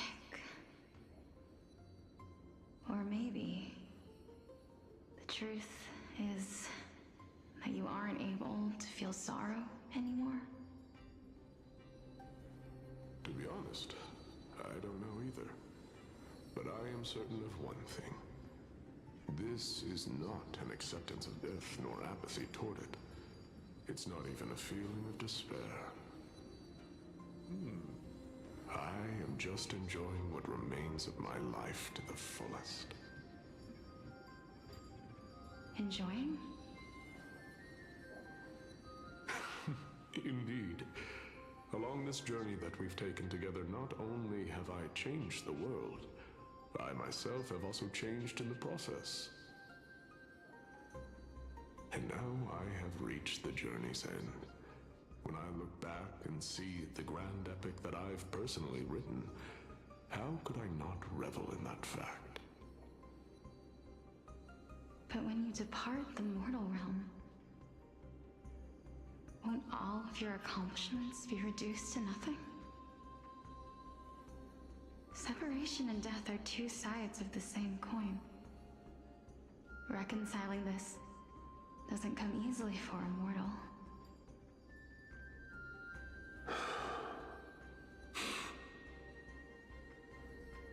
Finally, let me recount to you a story of mine, young lady.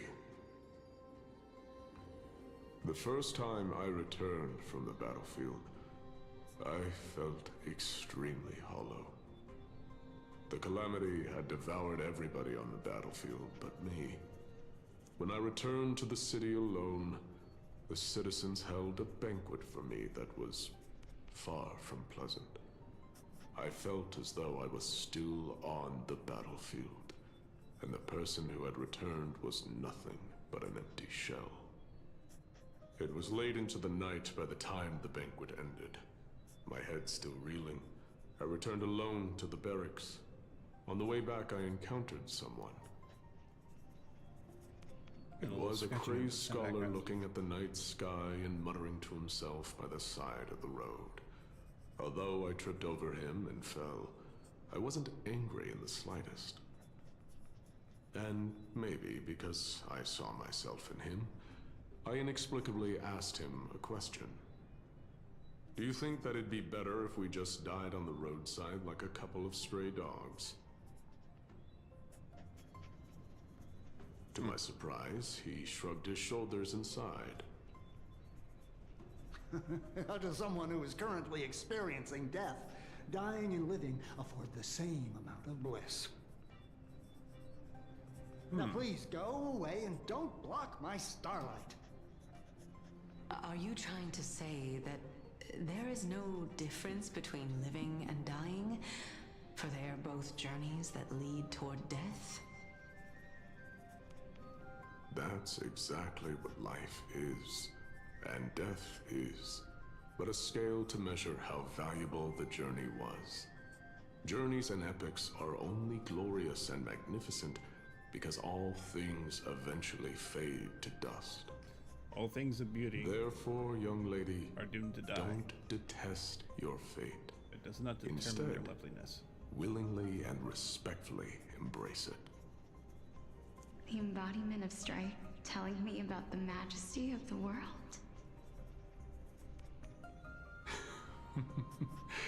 Indeed. I believe that when the fated moment eventually arrives, you will be able to understand my words. It is time for me to knock on death's door. I will set up a long table at the end of the road and humbly await your arrival. When that moment finally comes, let us drink and be merry then. Sounds like a deal.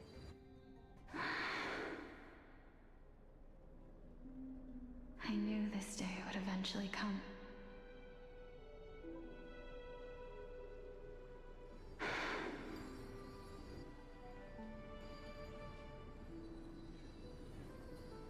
Are the both of you ready? Mm-hmm. Calixia. There she is.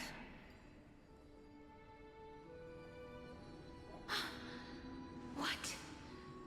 This... It's you. This is quite interesting indeed. Is this... Calixia's sister? Ooh, what was your name then? Is it... me? Now, it's time for us to fulfill our promises.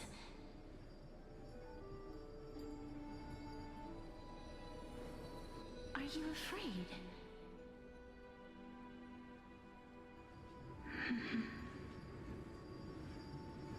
What are you afraid of? That I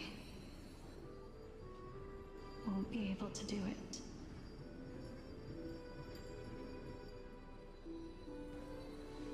You shall wither, and through that, the dead will sprout again from the remains, and be reborn with the dead flame.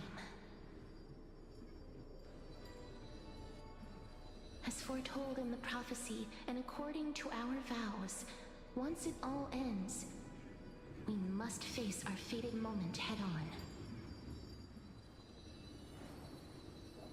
Even if it was prophesized, do we have no say in the matter?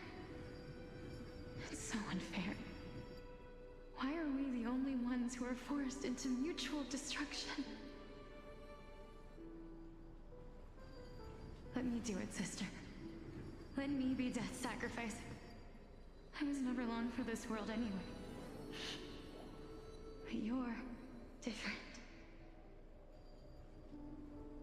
I was the one who wasted your life after all.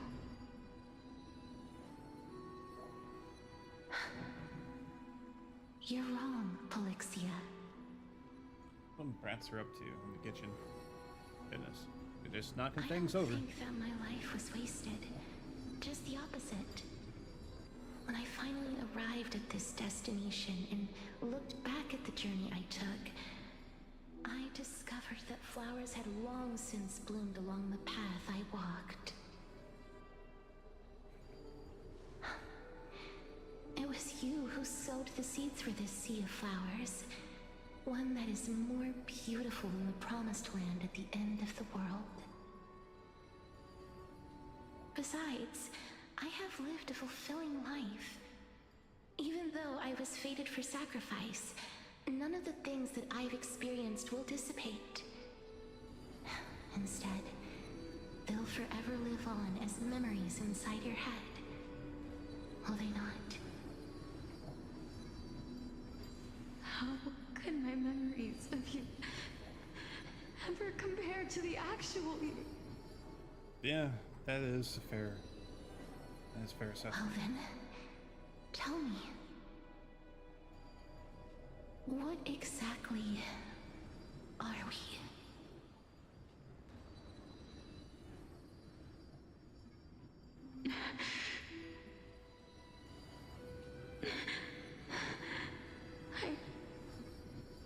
I don't know. I don't know either. But regardless of what the answer is, regardless of how we're shaped by others, or even by this world, ever since we were born, the fact that we existed was predestined, and nothing could erase it. This is why I will always, always be by your side.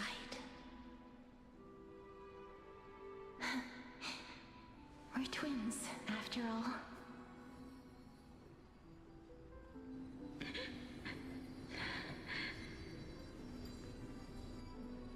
All right, my dear Polixia.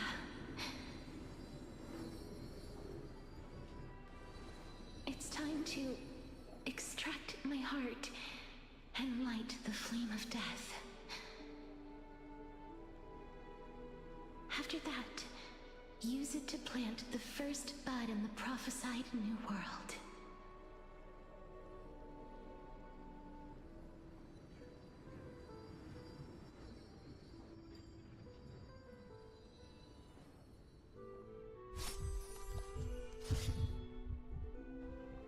If I imparted my knowledge of the art of alchemy to you, would you use it to resurrect someone you loved?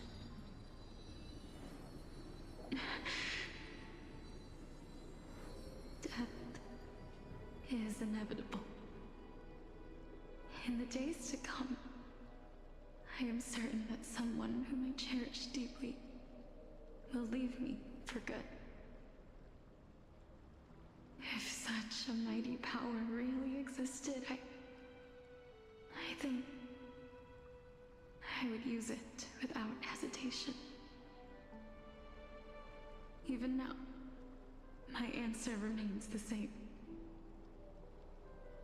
This is why, sister, I promise you, in the prophesied new world, I shall plant the first bud on your behalf. Go now. Return to the Ocean God's treasured pearl, our hometown, I shall open wide the entrance to the Netherrealm and grant you a second life. The living beings on this earth shall respond to my call and lead you to the sacred daylight. Remember, do not look back on the land of the dead, and do not stop moving. In the new world promised by the prophecy, march toward your new life. As for the price of our equivalent exchange, let me be the one to pay it. Everybody, we've come to the end. Unfortunately, I am not compatible with the Supreme Being, so I was unable to completely fuse their soul into my own body. However, being able to glean all this from them is exciting enough. I'm certain of this now. Before the Titans that we are well acquainted with were born, a group of heroes roamed the land. These heroes followed a prophecy and took possession of divine authorities one by one, until they eventually became the pantheon of the new world. Just like the flame chase journey of today, Amphorius's history is cyclical in nature. What a startling revelation. This means that the demigods, who bear the core flames, will also become the new Titans at the world's end, thereby shaping a new world? I believe that this is the truth behind the Era Nova, as mentioned in the prophecy. This is utterly unbelievable. Besides, those twins in the past, even if they really are Thanatos, their whereabouts are still unknown even today. Are their whereabouts truly unknown?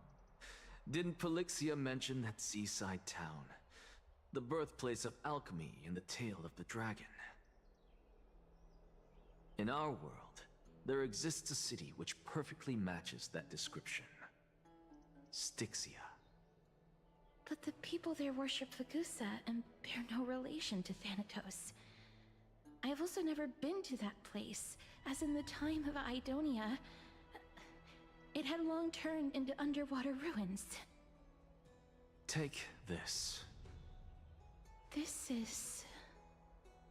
the Nusporist masterpiece, the Philosopher's Stone. It was made by transmuting all of the sages' wisdom into a single entity, with their flesh and blood as its foundation. Wait. Remember? I've mentioned before that the art of alchemy is all about conversion, tempering, and ascension. This process also applies to the pursuit of truth. Regardless of how unbelievable this sounds, the truths of the world have been refined from the impurities. Wait. Think about the story of the dragon. Wait. This stone will lead you to your real hometown, allowing you to reform the door to the Netherrealm and discover Thanatos' fate. You still look as confident in your victory as ever.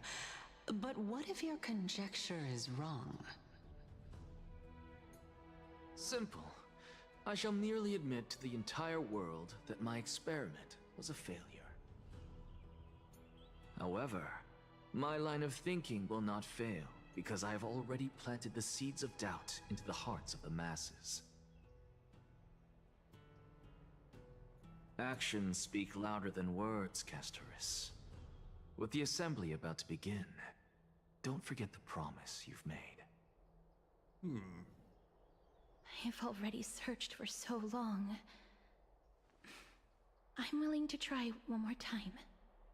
While we converse, his life is also slowly slipping away. But before I leave, I have another question. What exactly did we witness just now? That was the world imprinted in Kefali's soul. If we are to prove its existence, you must take the final step. Go. Do not disappoint me. I understand. Hey, child of humanity. Who knows? Like Cersei's has no shadow. By the way. Don't get antsy. I still remember the question you posed to me. As a scholar, I do not wish to offer up ambiguous conclusions. Let's discuss this topic again when she manages to find the evidence. I merely wanted to ask, was that stone transmuted from your heart? If so, rebirth is no longer an option for you. Why not? When I was a child, I lost someone dear to me. When I was a teenager, I lost my faith. A while back, although you saved my life, I also lost my soul in the process. Now I'm merely forsaking my body. What's the big deal? Why are you always finding ways to die? Isn't it good to be alive? This is but a necessary sacrifice on my path to transform into the purest of them all. Can someone who's dead even claim to be the purest of them all? Furthermore, if your hypothesis is proven correct, does it not just confirm that the myths are true, and thereby invalidate all your theories? No. Give me a second. It's just the opposite. If my hypothesis is correct... Oh, geez. Okay. Give me a second. I need to take care of something.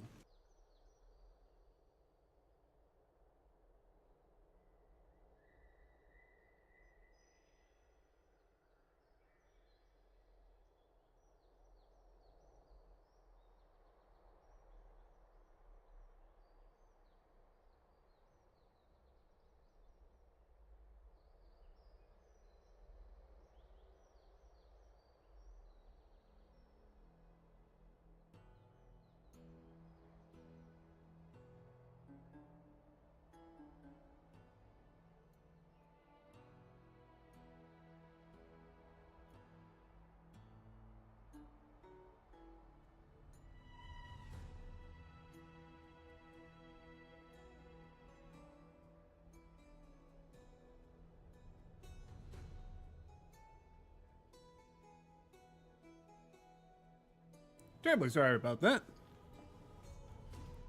One of the kids started some laundry and they left something right next to the washer as it turned onto the spin cycle. It made a kind of a hollow buzzing sound. Kind of more like a jackhammer, actually.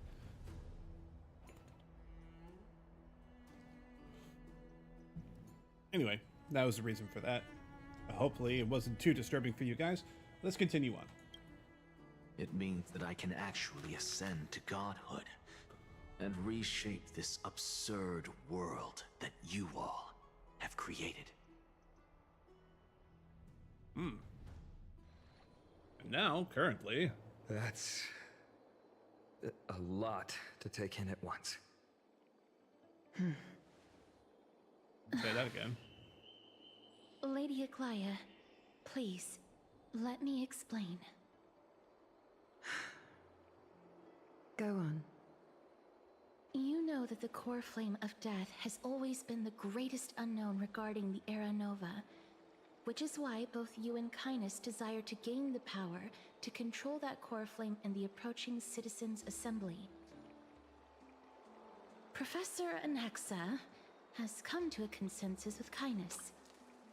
They want to suspend the trial once Thanatos' core flame is reclaimed, hoping thus to eradicate death from this world. If they're successful, then the flame chase journey will cease, and Akama can enjoy everlasting peace. But I know this runs counter to your wishes. So long as we do not usher in Era Nova, the Black Tide will never be eradicated. Even with Lord Mighty on the front line, and the Black Tide not posing an immediate risk, the danger nevertheless remains. Honestly, it's difficult for me to assess the pros and cons in this decision. But someone must bring the core flame before we can begin negotiations over it.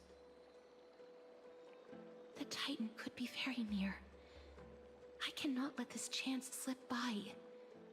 Besides, someone has to make this trip to bring back Mr. Soul. Well said. You already had every reason to seek an audience with Thanatos. It's that great performer who has weaponized your wishes and placed us in this difficult situation. A world without death. Do you desire that too? If fate dictates that my path must oppose yours, I will do all I can to resist it and protect what I aspire to achieve. Lord Mighty showed me that without taking the first step, all talk of what follows is moot.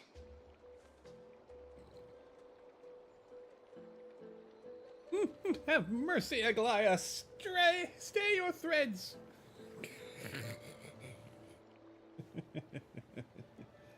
Alright. You've changed. I have always hoped to hear you speak your mind, Cass. And I am glad to have heard your true thoughts. Styxia. I visited that place in the past. Though it is now an island surrounded by the river of Soul's torrents, it's not hard to see its former splendor. Go. I will not stand in your way. As for you, you are someone who has cheated death. I believe you have more than enough reason to make the trip with Casterus and meet the god of death himself. Casterus, I too look forward to your journey. I wonder what kinds of new interpretations your completed story will bring to the Flame Chase journey. Thank you, Lady Aglaya. I hate to put a damper on this heartwarming moment, but if Styxia is now an island surrounded by the river of Soul's torrents, then how do we find a way in? Lady Trebe is probably... The answer is quite simple. In the myths, Zagreus once made the domain of the dead their treasure vault. That is to say, they could enter and leave the Netherrealm as they pleased. And if they could do that, then it follows that the demigod who inherited their divinity must be capable of the same. Oh no. I'll see you at Memorial Palace at Action Hour tomorrow. Cypher shall be your guide to finding that ancient city. The tumultuous day has finally come to an end. Everyone disperses, each lost in their own thoughts. Dan Hung isn't back. Alright. Another nameless recollection. Servants tell the mystery of the within the myths, and a scholar seeks to answer a forbidden puzzle. Truths learned during your travels, head to the book and write it down. My cat, huh? Alright. My childhood musings, huh? Alright. So naive. So, let's go ahead and take a look at this memory here, and I think I am going to call it for tonight. I am still pretty tired after my work week, and I could use a break. Alright. And then next time, we can continue this and actually do some exploration stuff. Oh! Salma's eyelashes are fluttering. That's the look of someone lost in thought. Time for a bedtime story. Sadly, no ending again. It's time for a bedtime story. I love stories, but I adore them more when Solomon tells them. Just save a few for the bed, before bed, right? All right? And let's close it. All right, let's write a story. And let's go ahead and drop the recollection in. Okay, whose visage comes into view?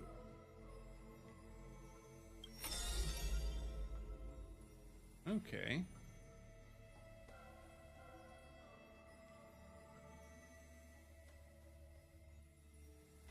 Oh, it's chapter 2. Gotcha. I guess we'll just go through them in order.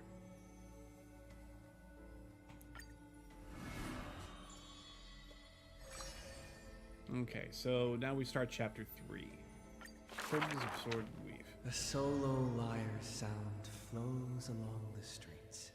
Oh, my lover, why does your mood change faster than the clouds above?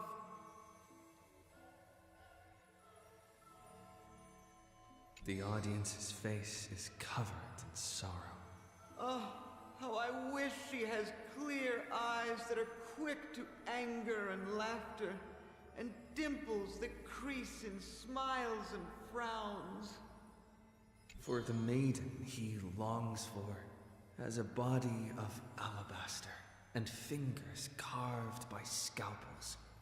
In her runs blood of gold and a heart woven from threads. She has neither eyes nor dimples, lacking even a face. For she is Aglaya's garment maker, merely a demigod's serf. The gilded dressmaster, the executive of romance. How resplendent would her mansion be above the radiant dawning clouds? Nervously, the visitor opens the doors like parting curtains at a theater. The one with golden thread in hand is revealed, standing betwixt figures of stone. Lady Aglaya, I am Apollos' retainer, here for an outfit to take to my master. He casts sideways glances as he bows, for the garment maker he adores is flanking her mistress, silent as a leaf accompanying a flower. Slender hands sculpted of ivory pull up the dress's train, as if with one breath alone the maiden will be revived. The creation of love and beauty indeed. As the visitor thinks thus, his thoughts prickle the golden threads in the room. If you wish to embrace such fantasies, She declares thus on the other end of the golden thread. you must beware of the scissors that can pierce through the chest. Oh my goodness. Do not have designs on my garment maker. In the ancient theater, there are thousands of plays, millions of shows, where even the god of romance was once an actor. The weaver below the stage savors the show for inspiration. The ostracized poet finally returned home. The adoring lovers separated by misfortune. The hero betrayed fires his deadly arrow into the traitor's heart. The thread known as romance is knit by all beings, by all love and hatred, beauty and sin, memories and prophecies. All that occurs are clothing indeed. Look, the despondent servant buried his love. The dressmaster plucks it up, and into the garment maker's dress she weaves. The elegant garment makers once had beautiful faces, some as knights with swords, some as impassive priests, and put on pantomime after pantomime in the golden thread's light. till the stage shook in the storm, and the black tide tainted the dancers' skirts. She wiped clean their visages, and instilled armaments instead of silk. Use the needle and thread as your sword. She requests the servants who cannot answer. The garment makers are elegant still. They turn bloody and stained slaughter into lithe rondos, for only then can they still dress in new gowns. Only then can romance survive into the morrow. Okay, concluded.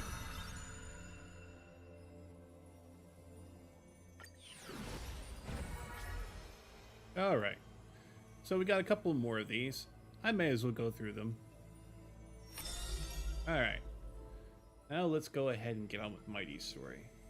Those flame-chasing people, those forgotten stories as I've written. The day the Lion went on campaign. None may approach that battlefield. The lone army of Kremnos, an obstacle on the flame-chase journey. He ordered his troops to stand aside. That was the first meeting between hero and prince. The two men fought for 10 nights unceasingly, till the combat drew to its end. Neither scored a single victory, nor conceded a single defeat. None know why this man's fate is always overshadowed by a lone number decreed. Just like how none can ascertain how the flame-chasing heroes convinced this man. It was not mutual appreciation. Nay, for in his memories, 7 sentences were all his mother to him ever spake. Yet somehow, that leader who weaves the golden threads recounted one of the 7 with ease. There is no right or wrong in the man's heart. The lion has its own historian. And the history of the hunt should not be held by the hunter alone. And thus, he speaks little. Others once guessed he regards the holy city as his home, for he seeks a land to belong. As the king to his people, it is the first gift to them he brings. But as per the rule with gifts, once given away, the gifter will never repossess this thing. The journey is long, yet none ever dare to anger the man. Not because of his unrestrained manners, but because every meal the heroes partook in were all cooked with his peerless skill. One sight serves falsehoods in the woods. He has relied on scent since young to distinguish guests and obtain gains. Yet there are always exceptions. The man's archenemy often puzzled why their food was always borderline nauseating. He still recalls the day he entered the holy city. One who worships strife is bound to have rumors rife. Even insects consume each other. And he's no less than the Mad King's kin. It matters little, for the man always considered himself an enemy to the world. He paves the road so that one day his peers would match his anger within.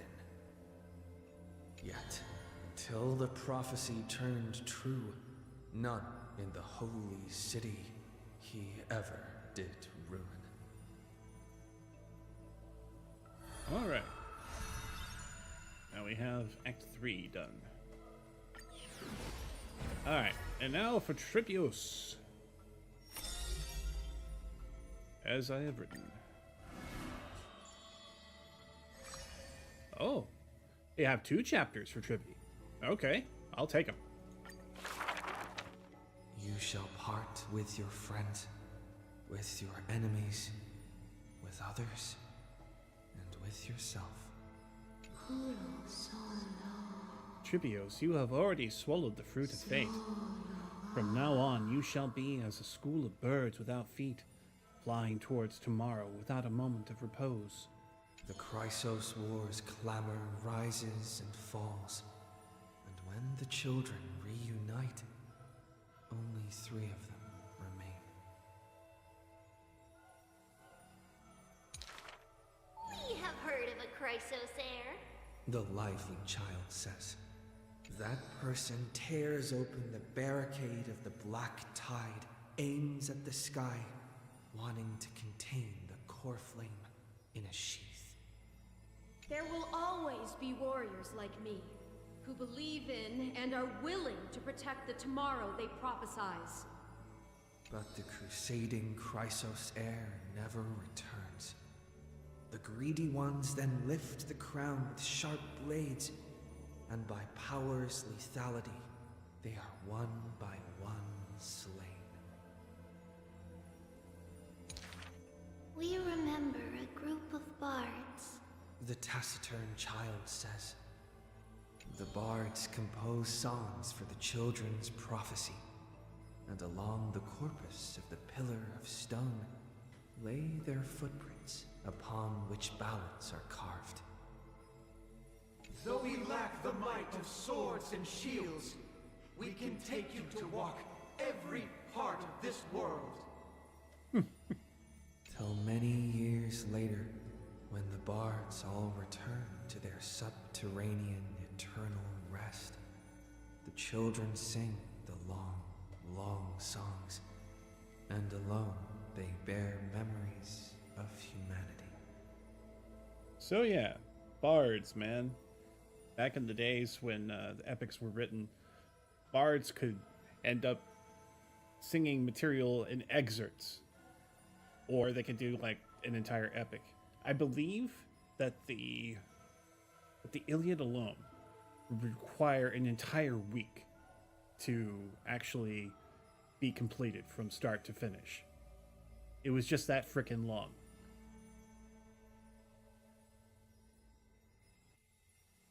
And in the days of old, when there wasn't any television, radio, or even the Pony Express, as it were, people told each other their history through stories, through oral tradition. And in ancient Greece, it was no different. Though they have and had an alphabet back then, and they had an alphabet before that, a lot of their history was still orally transmitted and not written down. I believe Plato was the first one to like write down the tale of the Iliad and the Odyssey as he knew it. People say that he is the author, but he was merely the latest recipient of its totality, and the version of it that he tells is merely his version of it, or at least his understanding. We miss us. The exuberant child says. When they left their home, the passages blew the girl apart into countless turbulent bubbles, carried to all corners of the world on the winds of destiny. We will run towards the world's agony. The children cheer each other up. As the years pass and the sun and moon rise and fall, the children often hear sounds of their friends shattering. Farewell, farewell, farewell. The children who still walk the earth silently hide their wrenching sobs. Upon the hills of Akama once grew golden figs as far as the eye could see. The remaining children link their hands and decide to make this beautiful city the beginning of yet another journey. The children pull on the hem of the maiden's dress. Please, listen to the prophecy we bring. The maiden pulls on her silken threads, weaving in her heart the children's past into strings. Chase the core flames with me. I promise that the libations poured are guaranteed to bear fruit. The hot blood of the sacrificial lamb will not be spilled in vain. Okay, another act complete. So that's Act 3 of Tribby. And then we can move on to the next act. The gentle mother silently dreams and brings to her child a scent from the west wind's shore. Then she quietly departs, and the only words her child hears is a prophecy of forlorn melancholy.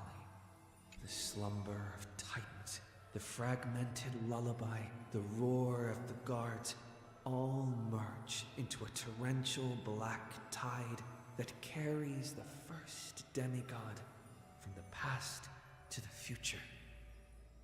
And that was the beginning of this long dream. In this tiny room, she forged 20 years of her memories with time. Sometimes the child does not understand. The gates of worlds outside the window are so numerous, yet why can we not step within? And if one cannot leave the tower, what need is there to gaze into the distance via tones? The mother smiles and does not answer, only using bedtime stories to once again gild another golden sheen of destiny to the amphorius of the child's dreams. Right, next. Alas, the golden light of destiny cannot illuminate the shadows of power and greed. All it takes to rob the child of her only kin is a letter of dark conspiracy. The culprit thought the murder had no flaws, but was unaware that the lamb willingly stepped into the passage's dead end. Before the priest met her demise, the only thing her eyes contained was spite. Yet she leaves her final warmth and hope embroidered into those dolls, leaving them behind for her innocent love. Loneliness stakes nightmares into the child's sleep, and the child hugs those dolls tight. At the very least, we will never leave each other, right? Ornyx softly sighs and carefully lifts the curtain of time, presenting a crystal given in libation to the brave, before the doll holding a blade. The Titan loves this child born into sorrow, but has no power to erase impending tragedy in the morrow. Only can it dispel the evening wind of the palace, giving the child solace in sweet dreams.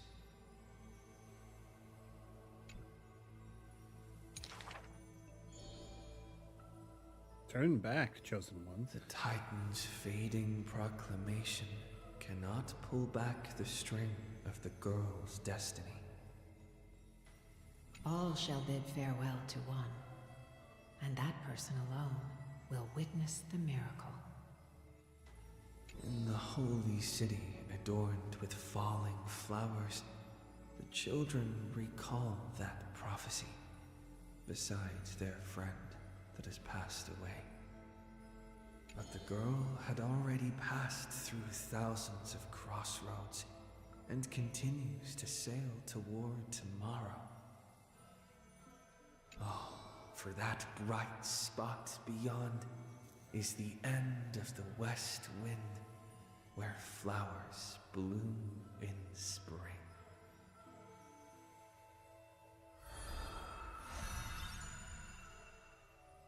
Okay. Oh, sunshine.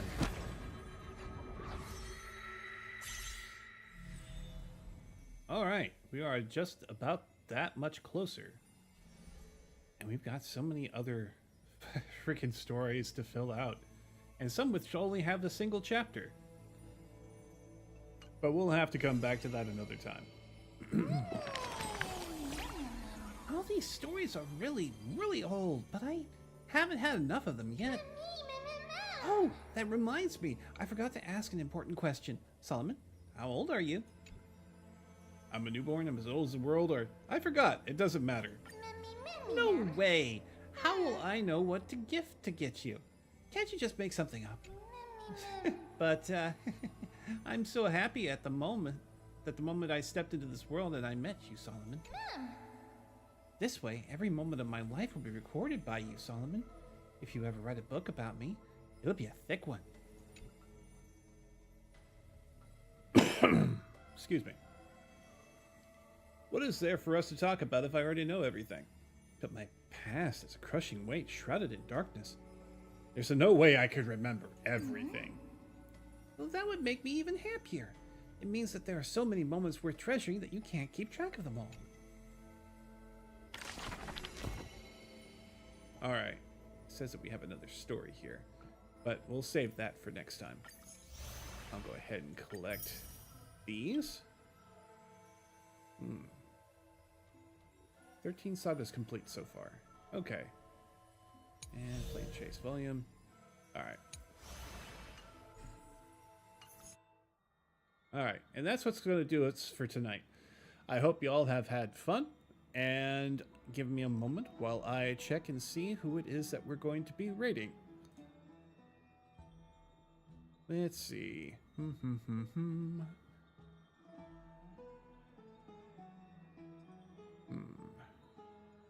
Let's see. Who's up?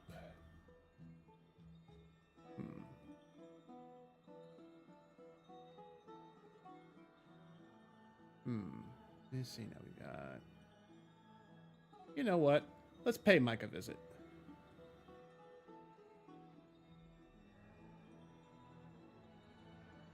Looks like he's doing a little bit of Elden Ring.